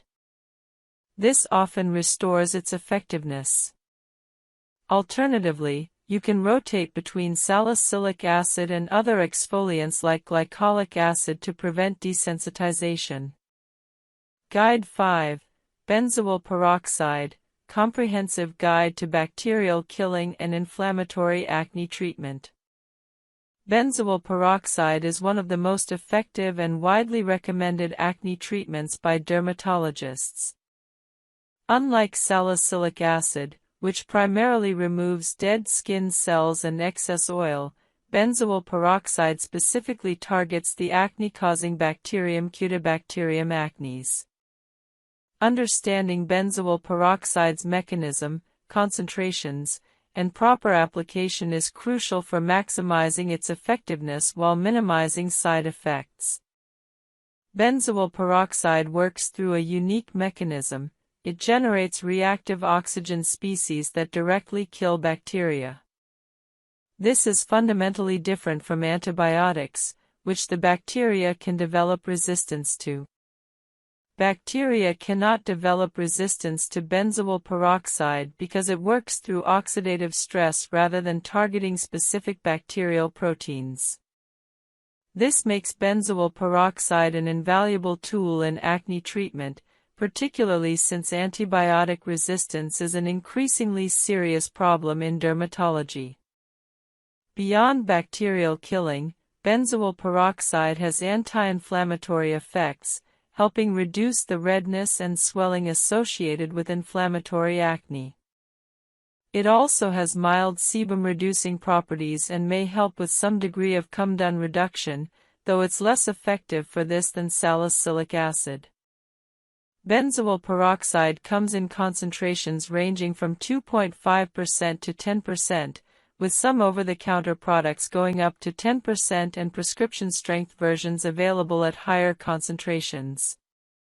Interestingly, studies show that 2.5% benzoyl peroxide is roughly equivalent in effectiveness to 10% benzoyl peroxide. The higher concentration doesn't necessarily mean better results. It primarily means more potential for irritation. Therefore, it's prudent to start with 2.5% and only increase concentration if needed. Benzoyl peroxide comes in multiple product formats. Cleansers containing 2.5 to 5% benzoyl peroxide gently incorporate this ingredient into your daily cleansing routine. These are appropriate for maintenance or mild acne. Spot treatments allow you to apply high concentrations directly to individual pimples. Serums or leave-on treatments apply benzoyl peroxide across your entire face and are left on the skin. These can be used daily or as directed. Gels and creams are thicker formulations that may have different absorption characteristics depending on your skin type. Starting with benzoyl peroxide requires similar caution as salicylic acid. If you're new to benzoyl peroxide, begin with a 2.5% product, ideally in a cleanser format or spot treatment, used once daily. Most people find evening application easier than morning application since benzoyl peroxide doesn't require sun protection and can be easily washed off in the morning. After 1 to 2 weeks, assess your skin's tolerance. If you're experiencing mild irritation or dryness but your acne is improving, continue. After 2 to 3 weeks, if your skin tolerates the product well, you can increase frequency to twice daily or increase the concentration to 5%. Application technique is critical. Apply benzoyl peroxide to completely clean, completely dry skin. This is more important with benzoyl peroxide than with most other products. If your skin is even slightly damp, benzoyl peroxide will irritate more readily. Allow your cleanser to fully absorb and dry, then apply benzoyl peroxide. Use a small amount, about the size of a pea for your entire face if using a leave-on product, or a slightly larger amount for spot treatment. Apply gently, allowing the product to absorb fully before applying other products. Benzoyl peroxide has a particular drawback: it bleaches fabrics and hair. If you apply it to your face, it can bleach your pillowcase, bedding, towels, and hair. Many people apply benzoyl peroxide in the evening and wash it off in the morning with their cleanser to avoid this issue. If you apply it in the morning, be extremely careful not to get it on your hair, eyebrows, or any colored clothing. Some people apply it as a spot treatment right before bed, allowing it to work overnight before being washed off in the morning. If bleaching is a concern, you might prefer using benzoyl peroxide in a wash-off cleanser format where the contact time is brief. Side effects of benzoyl peroxide are generally more significant than salicylic acid. Dryness is very common, particularly with higher concentrations or frequent applications. Combat this by using an excellent moisturizer after applying benzoyl peroxide. Some people find that benzoyl peroxide dries their skin excessively even at 2.5% concentration. If this is you, try reducing frequency to every other day or using it only as a spot treatment. Increase to 3 to 4 times weekly. After another 4 weeks, increase to 5 to 6 times weekly. Eventually, many people use retinoids nightly. This gradual progression minimizes irritation and maximizes adaptation. If you experience severe irritation, excessive peeling, or significant discomfort at any point, reduce back to a lower frequency. There's no rush. Building retinoid tolerance over several months is perfectly acceptable. Consistency matters far more than speed.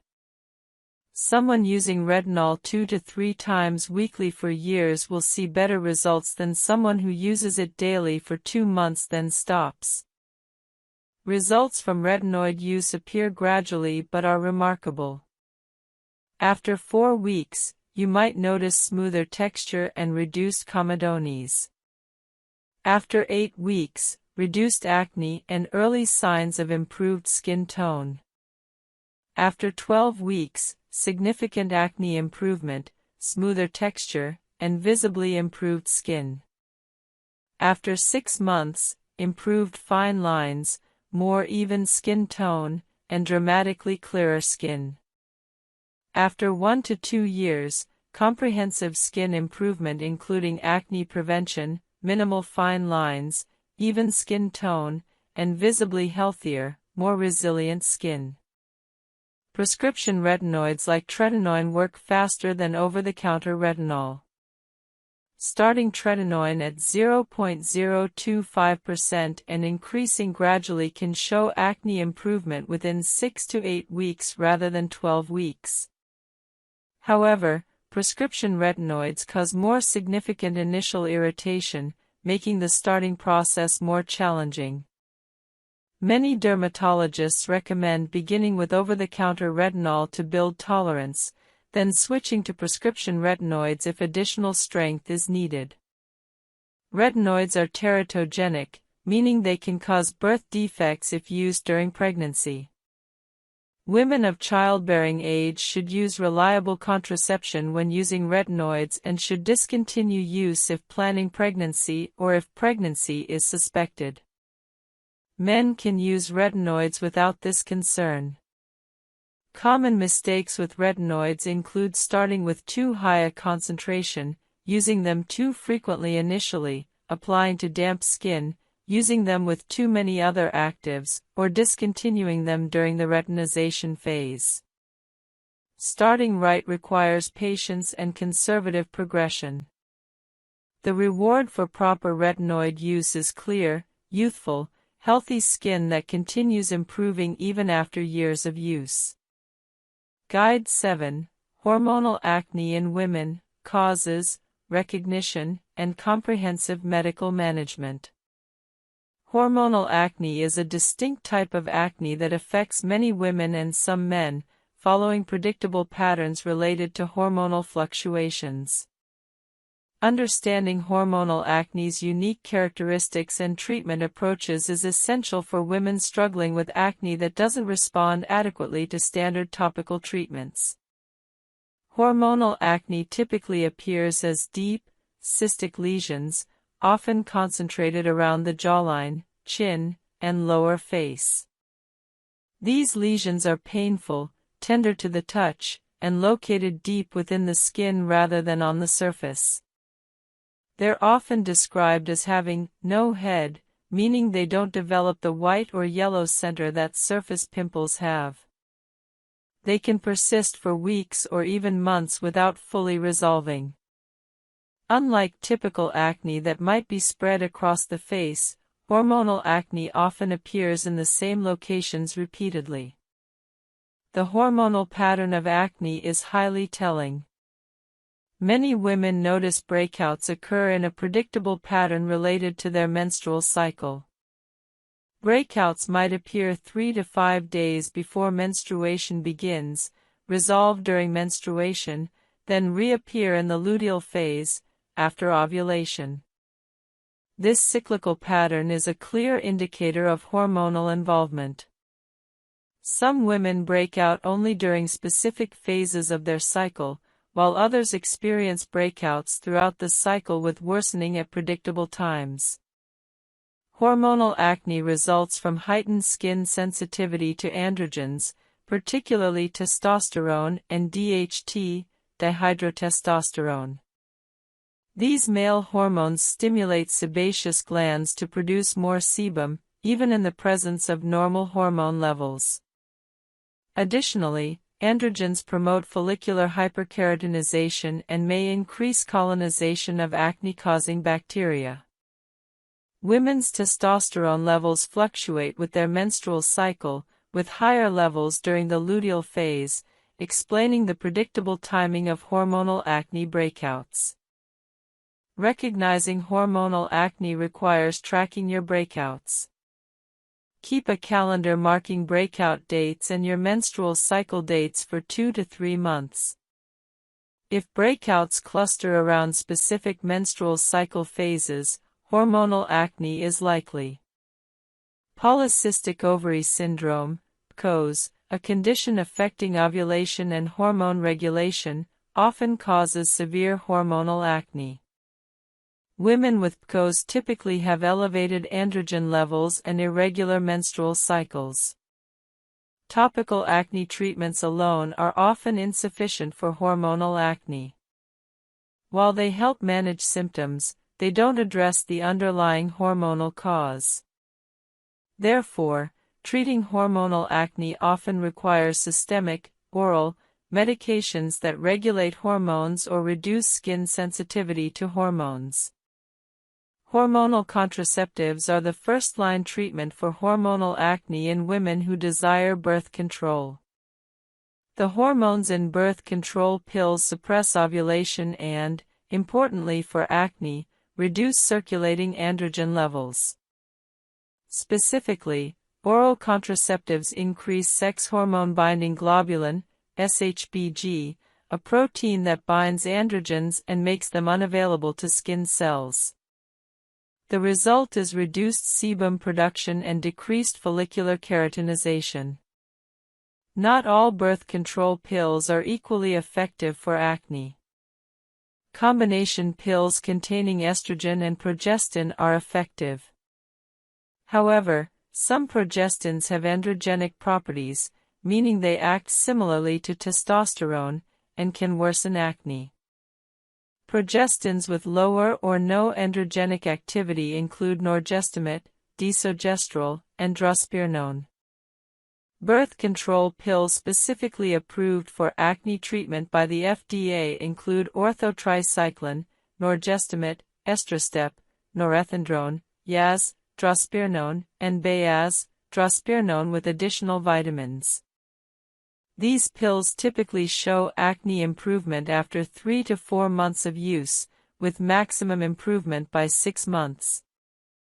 Starting a new birth control pill doesn't immediately improve acne.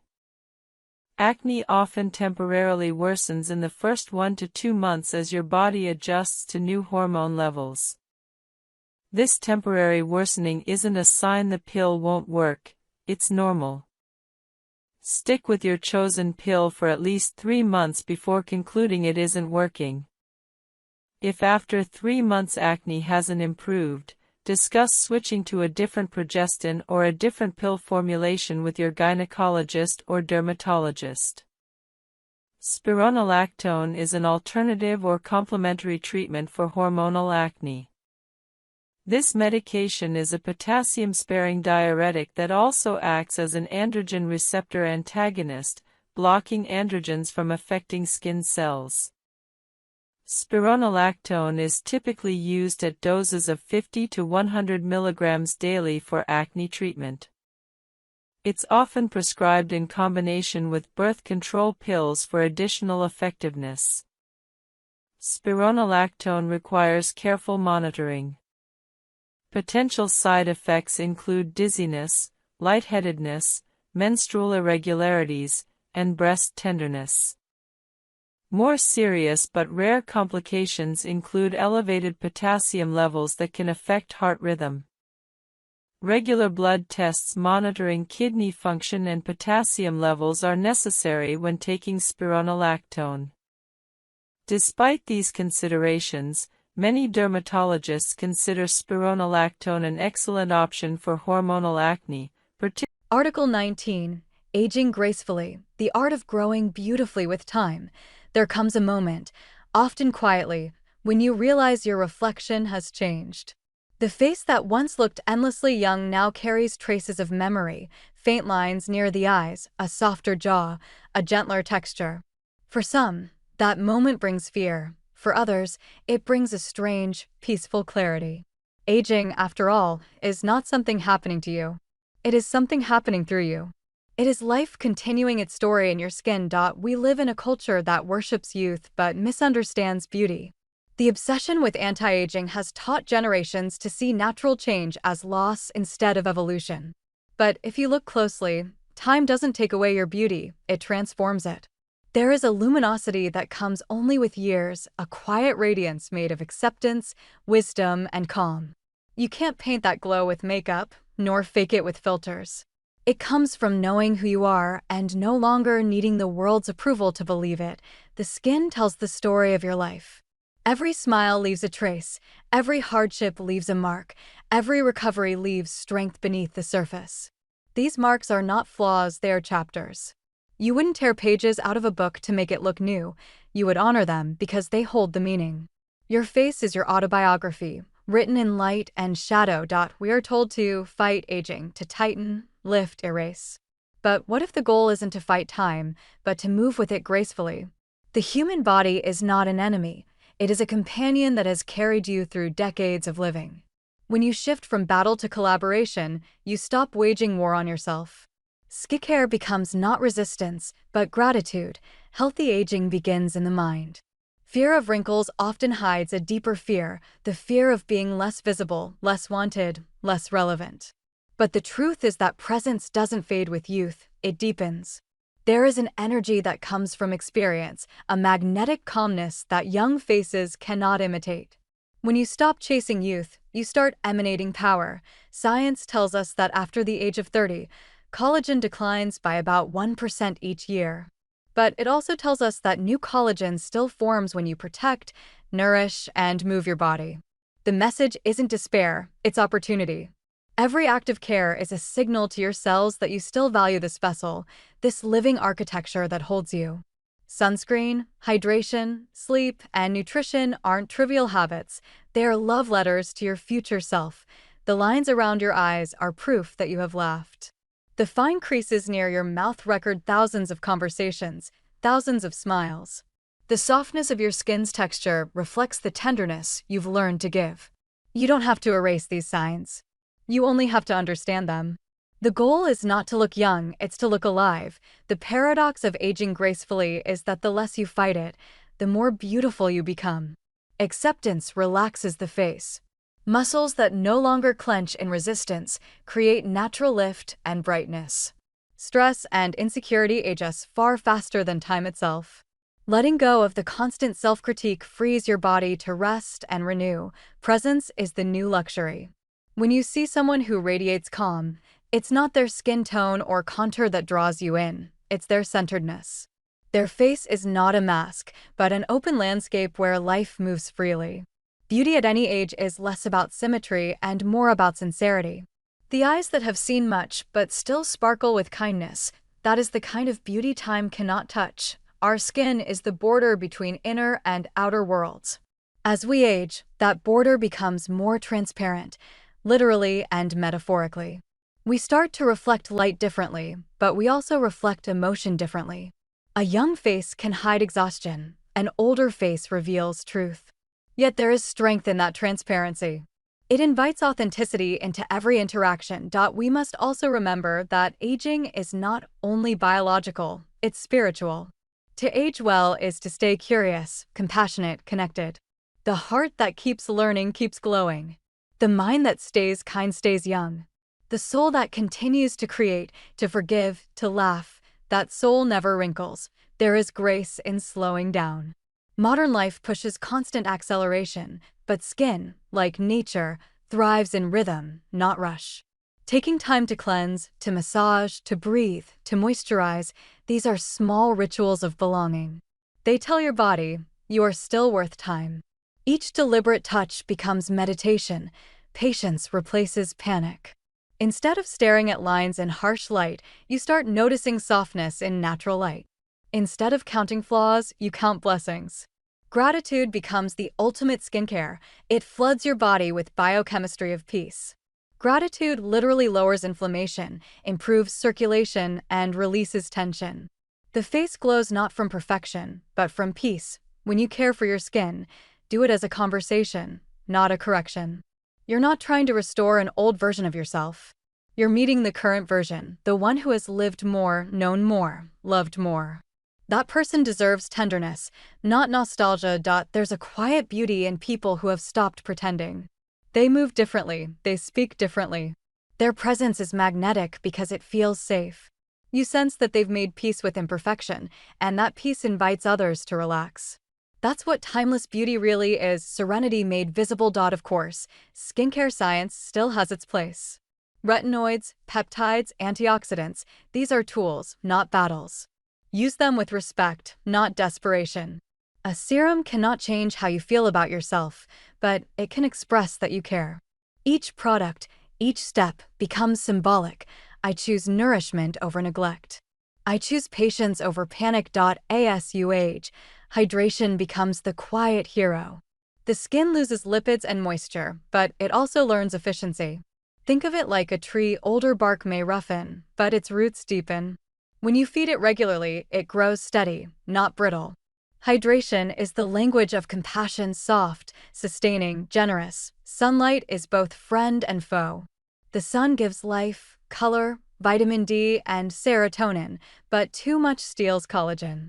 Respect it, don't fear it. A broad-spectrum sunscreen is not an aesthetic product, it's a long-term promise.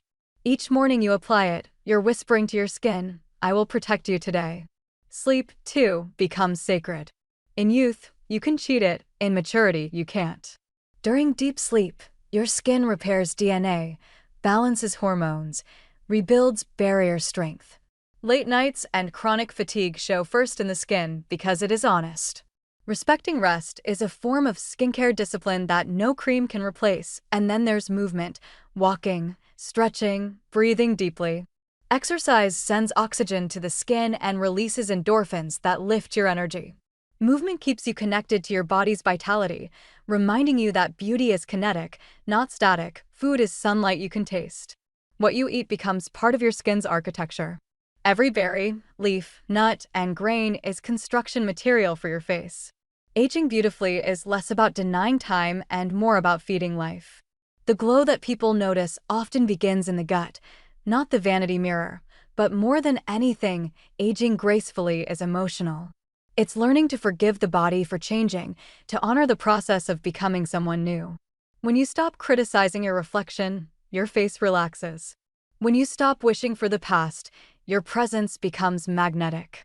The most radiant people are not the youngest, they are the most at ease.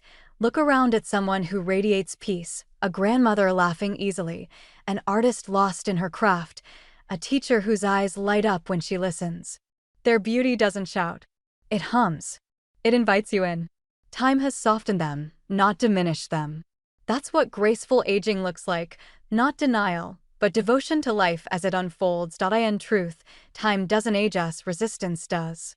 The more you resist, the tighter your muscles hold, the more exhaustion seeps in. The more you surrender to rhythm, the more energy flows.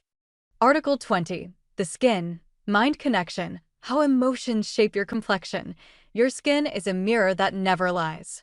It reflects every emotion, every sleepless night, every surge of joy or anxiety that moves through your body. While most people treat skincare as a surface activity, cleansers, creams, serums, your skin quietly listens to something deeper, your thoughts, your hormones, your emotional weather. When your inner world storms, your outer layer clouds. When your mind rests, your skin shines. Modern science now confirms what poets and healers have sensed for centuries. The skin and the mind are inseparable. They share the same embryonic origin. Long before birth, the cells that form your brain and the cells that form your skin divide from the same layer of tissue. They remain lifelong siblings, connected through millions of nerve endings and chemical messengers. Every heartbeat of emotion ripples outward, reaching your complexion. Think of the last time you blushed. A word, a gaze, a thought, and within seconds, warmth spread across your cheeks. Or the time fear drained color from your face, leaving you pale. These are not coincidences, they are communication. Your skin is the emotional display screen of your nervous system. Stress is the most common translator of the mind's turmoil. When you worry, your brain releases cortisol and adrenaline, hormones that prepare the body to survive, not to glow. They redirect blood flow from skin to muscles, suppress digestion, and inflame oil glands. The result: breakouts, dullness, dehydration. Long-term stress keeps the skin in a state of microinflammation, slowing repair and weakening the barrier. That's why chronic worriers often look older than their years. The skin has been living in survival mode, but the opposite is also true. When you feel safe, appreciated, and calm, your brain releases oxytocin and endorphins. These hormones dilate blood vessels, improve oxygen flow, and stimulate collagen. Peace literally softens your skin. A calm mind gives rise to a calm face. Many cultures intuited this long before dermatology had the vocabulary. Ancient Chinese medicine mapped emotional stress to specific organs, anger to the liver, fear to the kidneys, worry to the spleen, each organ connected to zones of the face. Ayurvedic traditions described similar relationships, calling the skin the outer expression of inner harmony. What modern science adds is evidence. Inflammation markers in the bloodstream rise with emotional distress, and those same markers appear in acne, eczema, and rosacea flares. This link is not metaphorical, it's biochemical. Every emotion triggers neurotransmitters that travel through the neurocutaneous system, a vast network where nerves, immune cells, and hormones talk constantly. When you feel embarrassed, tiny vessels open. When you feel threatened, they constrict. When you feel love, your parasympathetic system floods the body with signals of safety, inviting regeneration. The mind-skin dialogue is especially visible in conditions like eczema or psoriasis. Flare-ups often follow emotional upheaval, exams, breakups, grief. Patients who learn to regulate stress through breathing, mindfulness, or therapy often see improvement even without changing topical medication. The skin doesn't just need products, it needs peace. Consider acne, one of the most emotionally charged skin issues. For many, breakouts trigger shame and self-consciousness, which then increase stress, which worsens acne. A perfect feedback loop. Breaking that loop requires more than benzoyl peroxide. It requires kindness. When you respond to a breakout with calm rather than panic, cortisol stays lower, inflammation eases, healing accelerates. Your mindset is medicine. Sleep is another translator between emotion and appearance. During deep sleep, the body releases growth hormone, repairing tissue and balancing moisture.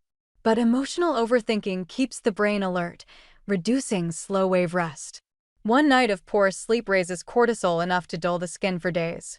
Chronic insomnia carves shadows, fades vitality. Rest is not vanity, it's therapy written in biology. Even love leaves fingerprints on the skin. People in healthy relationships tend to have better wound healing and stronger immune responses. Touch, eye contact, laughter all release oxytocin, which calms inflammation and boosts microcirculation. This is why affectionate people often appear radiant. They live in biochemistry of connection. On the other side, loneliness physically alters the skin. Research shows isolation raises inflammatory cytokines, slows collagen production, and impairs barrier recovery after irritation. Emotional isolation becomes visible as fragility, dryness, redness, slow healing. The body keeps score of solitude. You can learn to read your skin's emotional language. Persistent jaw tension and breakouts along the chin often point to suppressed stress or anger. Redness across the cheeks may mirror embarrassment, anxiety, or overstimulation. Dullness during burnout is your body's whisper, "I need rest." The more fluently you interpret these signals, the faster you can respond with compassion instead of chemicals. Mindfulness is one of the most powerful topical treatments you can't buy. When you slow your breath and anchor attention to touch, you activate the vagus nerve, a master regulator of calm. The pulse slows, inflammation markers drop, and within minutes, the face softens. This is not mystical, it's measurable. Mindfulness lowers cortisol, which means fewer breakouts and less sensitivity. The language of the mind also shapes how you perceive your own skin. Two people can have Article 17, The Art of Consistency, How Daily Habits Transform Skin and Self-Esteem. Point 1. Why consistency matters more than any product. The world of skincare is filled with miracle claims, visible results in 7 days, instant glow. Yet the truth is less glamorous and far more empowering. What you do every day matters more than what you buy once. Consistency is the quiet engine behind every success story. Point 2. The rhythm of skin. Your skin is not static, it breathes in cycles. Every cell lives, dies, and renews within about a month. Oil fluctuates daily, hydration shifts hour to hour. When you synchronize care with this biological rhythm, healing becomes inevitable. Point 3. Habits are stories we tell our skin. Each repeated gesture, washing, moisturizing, protecting, teaches your skin what to expect. A steady routine tells it you are safe, you can heal. Chaos and inconsistency confuse the barrier, leading to flare-ups. Point 4. Why we quit before results arrive. Most people give up just as healing begins. The first weeks of any treatment can cause purging or minor irritation. Many interpret this as failure. Understanding biology prevents disappointment. Skin rebuilds slowly, like trust. Point 5. The psychology of consistency. Consistency is self-respect in motion. Every night you remove your makeup instead of collapsing into bed, you send your mind a message, "I keep promises to myself." That trust radiates outward as confidence. Point 6. Morning rituals as anchors. Morning skincare isn't about vanity, it's a mental reset. Cleansing says, I'm starting fresh. Moisturizer says, I will protect myself. Sunscreen says, I respect my future. 3 simple sentences, spoken through action. Point 7. Night rituals as repair. Night care closes the loop. It's where regeneration happens, not just for skin but for the nervous system. The slow massage of cream, the quiet lighting, the smell of clean pillowcases signal to your body that it's safe to rest. Point 8. The compound interest of small acts. Just as one workout doesn't build strength, one serum doesn't change skin. But 300 gentle cleanses over a year rebuild a barrier that once was broken. Tiny acts compound like savings. Their value is time. Point 9. Tracking progress by feeling numbers and photos help, but true progress is felt. Notice if your skin stings less, if you touch your face with more care, if your sleep deepens. These invisible wins precede visible change. Point 10. Identity-based habits. When you decide, I am someone who never forgets sunscreen, your brain aligns behavior to belief. Habits rooted in identity outlast motivation. You don't fight willpower, you embody values. Point 11. Designing for success. Make it easy to be consistent. Keep products visible and accessible. Simplify the number of steps. Prepare a travel kit. Remove friction between intention and action, and discipline feels like flow. Point 12. The role of environment. Your bathroom is more than a room, it's a behavioral cue. Soft lighting, organized shelves, and pleasant aroma invite routine. A messy counter whispers chaos. Create an environment that rewards care. Point 13. Consistency and hormones. Stable habits stabilize biology. Regular sleep, hydration, and nutrition balance cortisol and insulin, which directly affect oil production. Consistency outside the bathroom matters as much as what you apply inside it. Point 14. The danger of perfectionism. All or nothing thinking kills progress. Missed a night? Continue tomorrow. Consistency is about returning, not never straying. Your skin forgives as quickly as you do. Point 15. Listening to feedback. Skin speaks through texture, tone, and comfort. Redness says slow down, flakiness says hydrate, dullness says rest. Responding wisely turns routine into relationship. Point 16. The neuroscience of habit. Each repetition carves a path in the brain. At first, effort feels heavy, later automatic. When you pair skincare with a reward, a song, a smell, a moment of praise, the brain tags it as pleasure, not chore. Point 17. Energy management over time management. Consistency requires energy, not hours. If you're exhausted, simplify rather than skip. A single cleansing wipe and a breath of gratitude keep momentum alive. Point 18. Community and accountability. Share your goals with a friend or online group. Accountability turns discipline into connection. When others cheer your progress, dopamine makes the habit stickier. Point 19. The plateau and the breakthrough. Every journey has a boring middle, the weeks when nothing seems to change. But beneath the surface, skin is reorganizing. Hold steady. Breakthroughs belong to those who endure the quiet phase. Point 20. Minimalism is mastery. Experts often return to basics: cleanser, moisturizer, sunscreen. Simplicity reduces decision fatigue and irritation. When you do less with care, results multiply. Point 21. Habit stacking in practice. Attach new actions to existing ones. Moisturizer after brushing teeth, lip balm before checking messages. Routines grow organically when they piggyback on old habits. Point 22. The nutrition connection. Every meal is a message to your skin. Antioxidants, omega-3 fats, and hydration fuel cell repair. Processed sugar and alcohol undo weeks of effort. Consistency in diet amplifies skincare's power. Point 23. Sleep, the silent step. Sleep is not a luxury, it's a treatment. During deep sleep, growth hormone repairs tissue and circulation improves. Regular sleep times create predictable healing windows. Point 24. Movement as skincare. Exercise oxygenates skin and moves lymph, reducing puffiness. You don't need intense workouts, a daily walk and stretch routine suffice. Consistency beats intensity. Again. Point 25. Emotional discipline. Emotional consistency matters too.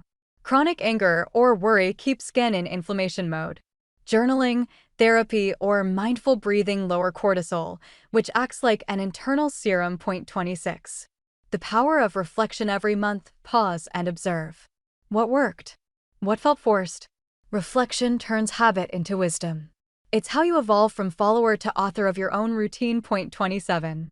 Ritual as resilience. When life falls apart, ritual holds you together. Even washing your face can be a gesture of stability. The body remembers peace through repetition when the mind forgets. Point 28. Grace for setbacks, breakouts, and bad weeks will come. They don't erase progress. Self-blame adds inflammation. Grace is the most underrated skincare ingredient. Point 29. Consistency beyond skin. Once you master consistency in skincare, you realize it's transferable. The same discipline improves finances, fitness, relationships. Care is a universal language of stability. Point 30. The long view. 6 months from now, your skin will not remember the night you were tired. It will remember the 100 nights you showed up. Patience is visible. Consistency is confidence made tangible. Point 31. Closing reflection. Consistency is not glamorous. It's quiet, ordinary, and invisible, until one morning you catch your reflection and see clarity where chaos used to be. Then you understand, discipline was never about restriction, it was a form of love. Article 18. The journey to healthy skin, learning patience, presence, and self-trust equals. There's a quiet truth that most people never tell you about skincare. Healing your skin is not a race, it's a relationship. And like all relationships, it needs time, communication, and forgiveness. In an age that measures progress by before and after photos, patience feels outdated, but patience is exactly what your skin has been waiting for. Every cell inside you works on its own rhythm. When you finally slow down enough to move at that rhythm, healing begins. Your skin is not a surface. It's an organ, the largest one you have, and it listens to your emotions more closely than you think. Every spike of stress, every restless night, every small moment of kindness changes it. The language of the skin is subtle: warmth, sensitivity, dryness, color, texture. These are not problems to fix, but signals to read. When you treat your skin like a conversation instead of a project, it starts to trust you again. We've been conditioned to believe that beauty means speed. Fast results, quick fixes, visible glow in 7 days. But the truth is that real skin healing never happens under pressure. Think of how a wound closes slowly, quietly, one layer at a time. If you pick at it, it scars. If you let it be, it rebuilds stronger than before. The same law applies to acne, sensitivity, hyperpigmentation, or aging. You can't rush biology. You can only cooperate with it. There's a difference between control and care. Control says, I need to fix this now. Care says, I'm here for as long as it takes. One creates anxiety, the other builds peace. When you start approaching skincare from a place of support instead of frustration, something beautiful happens. The skin softens, the jaw unclenches, breathing deepens. Healing stops being a goal and becomes a natural side effect of calm. Presence is another forgotten ingredient in skincare. Many people wash their face like they're late for something else.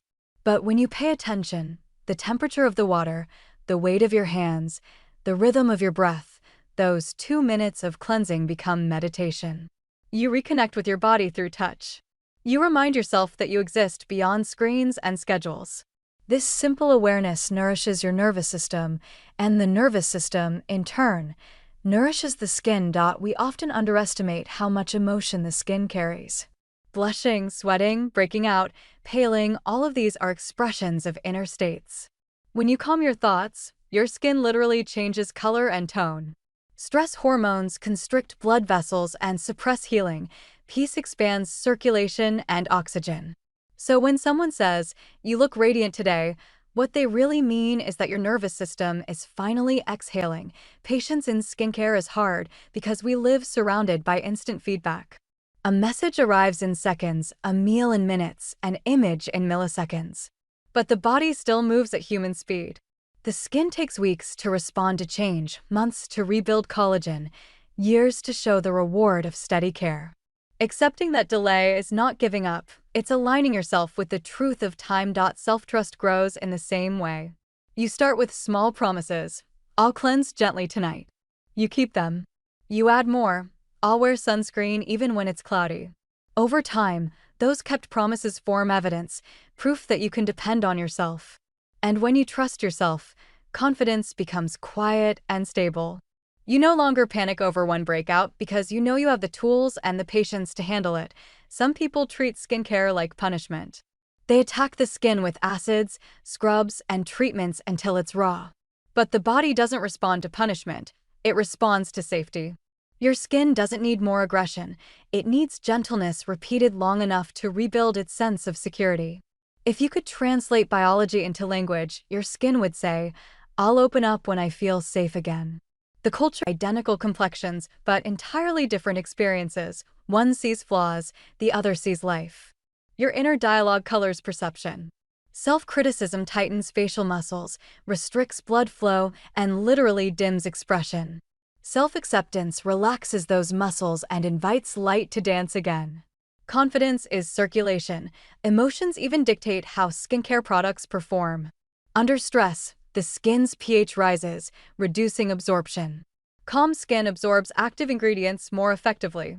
That's why routines done mindfully, slowly, kindly, often seem to work better.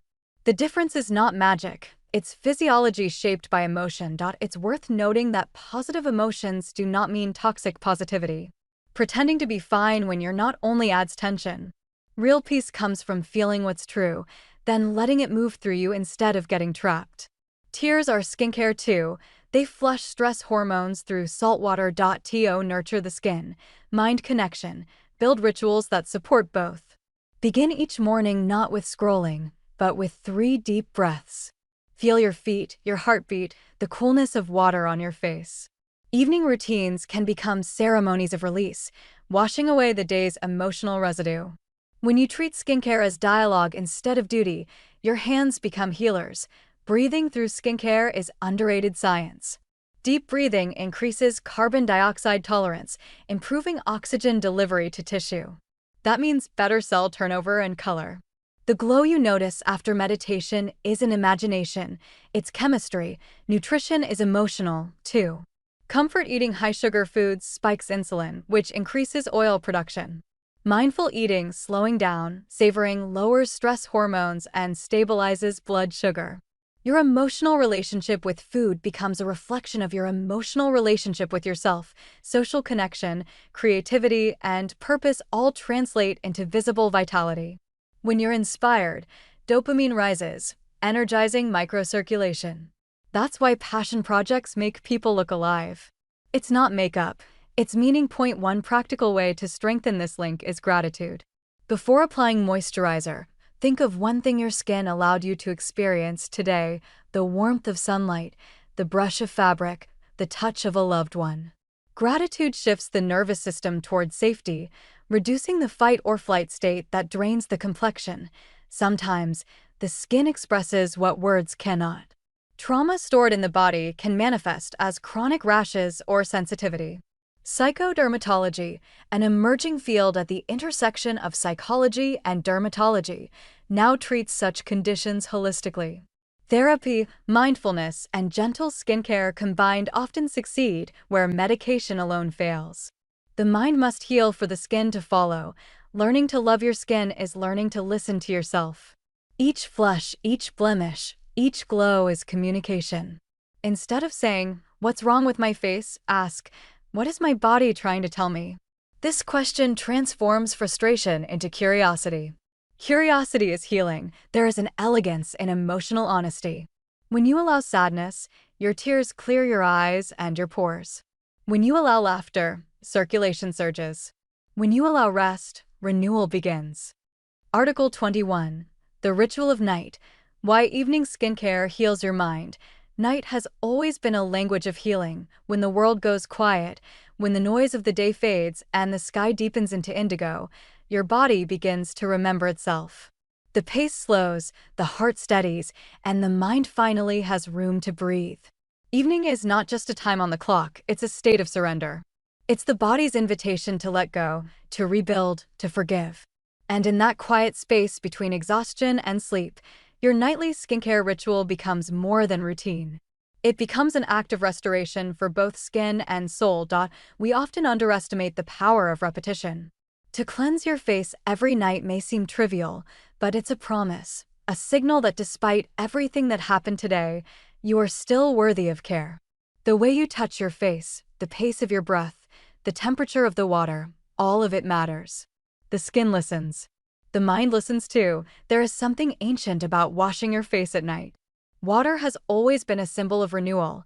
It erases the traces of what the day wrote upon you. Dust, sweat, makeup, pollution, emotion, they all dissolve under the steady rhythm of water and movement. In those few minutes, you perform one of humanity's oldest rituals, cleansing as rebirth. You're saying, without words, I release what no longer serves me. Science quietly supports this poetry. When the sun sets, the brain releases melatonin, preparing the body for rest. At the same time, skin temperature rises slightly, circulation increases, and cells begin repair work. During the day, your skin defends. At night, it heals. The rituals you do before sleep, cleansing, moisturizing, breathing, are not cosmetic acts. They are biological collaborations with time. The nervous system remembers touch. When your hands move gently across your skin, you stimulate mechanoreceptors that signal safety to the brain. The parasympathetic system responds by lowering heart rate and cortisol. Within moments, your inner chemistry shifts from fight or flight to rest and repair. The simple act of applying cream can calm your entire physiology if done with presence. Presence is the real luxury. Many people rush through their night routines as though it's one more chore between screens and sleep. But the difference between skincare and self-care is attention. When you give full awareness to your evening ritual, it transforms from duty to meditation. You reconnect with yourself not through thought, but through sensation, water flowing, breath steady, the scent of lotion blooming softly in the air. There's something deeply comforting about the dim light of a bathroom at night. The mirror reflects not performance, but reality. No harsh sunlight, no filters, no distractions, just you, raw and human. You see yourself not as an image to perfect, but as a person to nurture. The face staring back might look tired, maybe lined, maybe uneven, but it's also honest. That honesty is where healing begins. Each night, your skin carries the story of your day. It remembers laughter, stress, temperature, touch, even words. Emotions leave traces, invisible yet real. Cleansing becomes a kind of emotional detox, not erasing what happened, but washing away the tension attached to it. When you wipe away makeup, you wipe away rolls. When you rinse your face, you rinse off the residue of pretending. What remains is you, soft, unarmored, alive. Many people associate skincare with appearance, but nighttime skincare is about identity. It's the one time of day when you're not performing for anyone. You're not the worker, the parent, the partner, the friend. You are just the person who lives inside your skin. And that person deserves tenderness. Moisturizing at night is more than hydration. It's closure. The way you press cream into your cheeks is like sealing an envelope addressed to your future self. I took care of you tonight. Your morning face will read it as calmness, clarity, and light. Psychologically, rituals help regulate anxiety.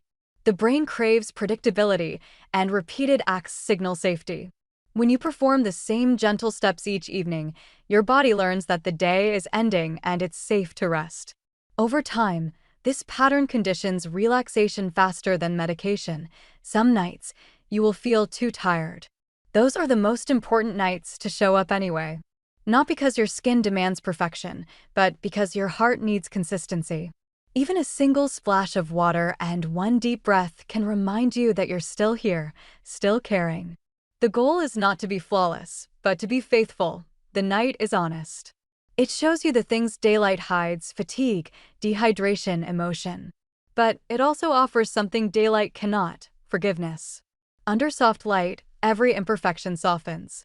The harsh voice of self-critique quiets. Night doesn't judge, it listens.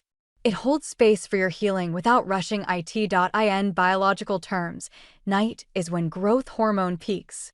The body repairs microtears, rebuilds collagen, balances oil. The liver detoxifies. The skin barrier renews lipids. These aren't metaphors, they are real acts of recovery happening under your hands as you apply care. When you skip your routine, you interrupt this collaboration. When you keep it, you amplify it. Beyond biology, there's symbolism. The day is about performance, the night about truth.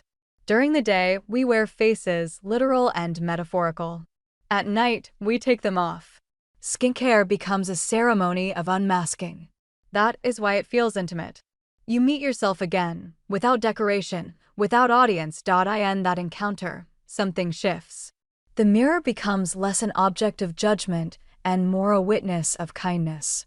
Each gesture, cleansing, toning, moisturizing, becomes an offering.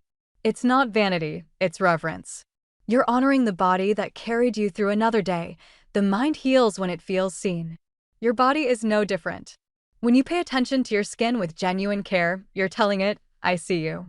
I know you've worked hard today. That acknowledgement has power. It releases tension in muscles you didn't realize were clenched. It slows breathing. It resets chemistry. There's also something spiritual about caring for yourself in the dark. The quiet hum of night has always been sacred. Monks pray, artists create, mothers rock children to sleep.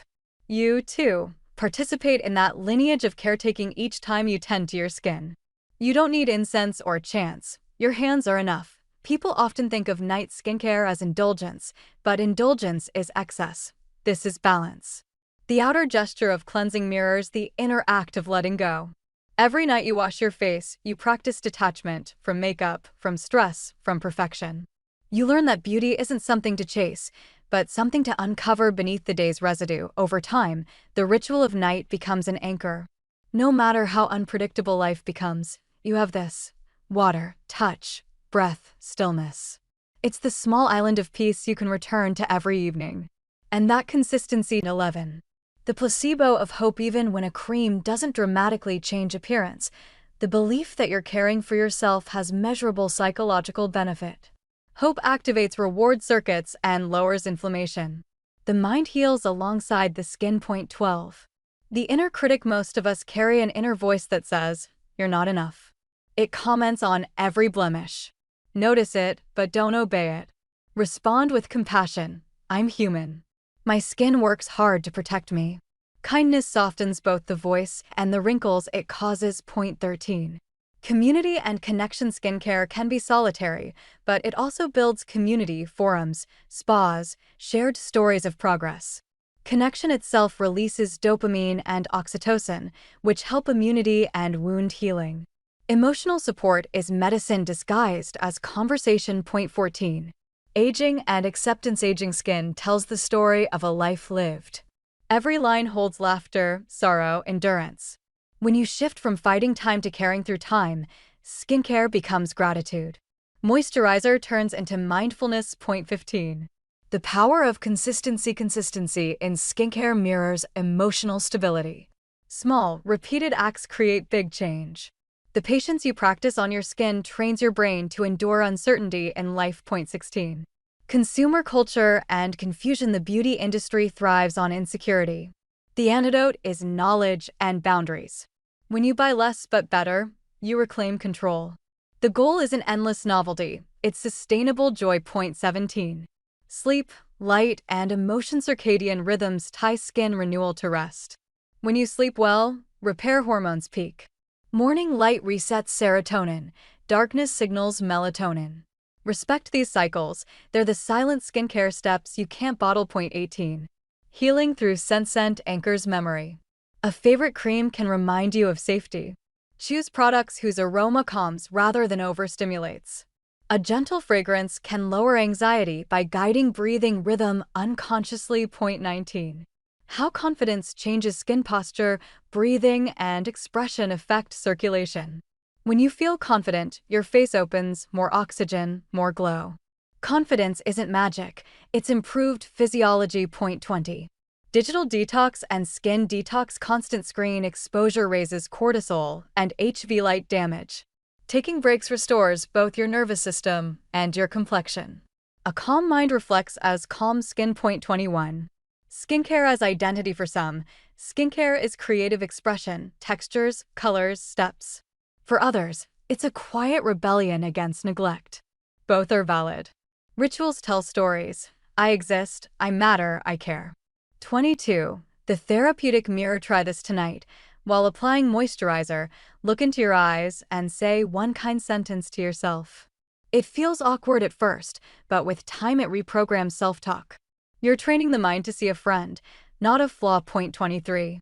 Why slow beauty is the future. Slow beauty values progress over perfection, sustainability over speed. It's kinder to skin, to planet, to psyche. Healing takes time, so does trust in yourself. 24. Gratitude as a serum before bed. List one thing your skin did right today. Maybe it protected you from sun, healed a scratch, or glowed despite stress. Gratitude relaxes the vagus nerve, deepening sleep and repair. 25. Emotional inflammation. Anger, jealousy, and self-criticism are biochemical events. They raise cytokines, just like infection. Emotional hygiene, forgiveness, empathy, laughter is as crucial as cleanser and SPF. 26. The role of therapy. Sometimes skin issues mirror deeper wounds. Therapy helps separate appearance from worth. Many clients find their acne or dermatitis eases once they resolve chronic stress patterns. The skin listens to the psyche. 27. The art of aging gracefully. True beauty lies in harmony between inner peace and outer care. When you stop fearing time, you start glowing from acceptance. Skin becomes a map, not a mask. 28. The final reflection. Skincare is not about chasing youth, it's about preserving connection to yourself. When you wash your face tonight, you're not erasing, you're renewing. Every gentle motion says, I choose to begin again. Article 16. Skin confidence in the age of filters. Learning to love your real face. 1. The age of illusion. We live in a time where skin is no longer just skin. It's a filter, a brand, a digital identity. Every scroll shows faces so flawless they look unreal. Pores vanish, jawlines sharpen, cheeks glow under soft light. We forget that those faces are often pixels, not people. The danger is not the filter itself, but the way it reshapes our expectation of what human skin should be. 2. How filters rewrite reality. Filters flatten texture and erase imperfections, but in doing so they erase authenticity. When you see your unedited face after hours of filtered images, the brain perceives it as less attractive, a psychological phenomenon called contrast distortion. Your own reflection starts to feel like a mistake that needs fixing. 3. The rise of digital dysmorphia. Therapists now treat a new form of body dysmorphia driven by social media. People bring filtered photos to clinics and ask to look like their own edited selves. This disconnect between digital and real skin fuels anxiety, self-doubt, and a constant sense of inadequacy. 4. Skin is story, not error. Your skin records your life, sleep lost, tears shed, smiles repeated. Each mark is a chapter. When you erase them all, you erase context. Healthy skin is alive and therefore flawed. Perfection is a kind of death. 5. The science of perception. Humans read faces through texture and micromovement. A filter that removes all texture creates a flat, robotic look that our brains register as uncanny. Real faces breathe, shift, reflect light differently each second. That's where warmth comes from. 6. Confidence as physiology. Confidence isn't just a feeling, it changes posture, breathing, circulation. When you accept your real face, you literally increase blood flow and oxygenation, creating the radiance no filter can replicate. 7. From comparison to compassion. Every time you compare your skin to someone else's, pause and ask, what is my skin doing for me right now? Maybe it's healing a scratch, protecting you from pollution, regulating temperature. Gratitude shifts focus from appearance to function. 8. Curating your digital diet. Unfollow accounts that trigger self-criticism. Follow educators, dermatologists, and real skin creators who show texture and aging without shame. Your feed is a mirror. Choose mirrors that tell the truth. 9. Lighting and self-deception. Good lighting flatters, bad lighting exposes. Neither defines you. Skin is a living surface responding to light, not a static canvas.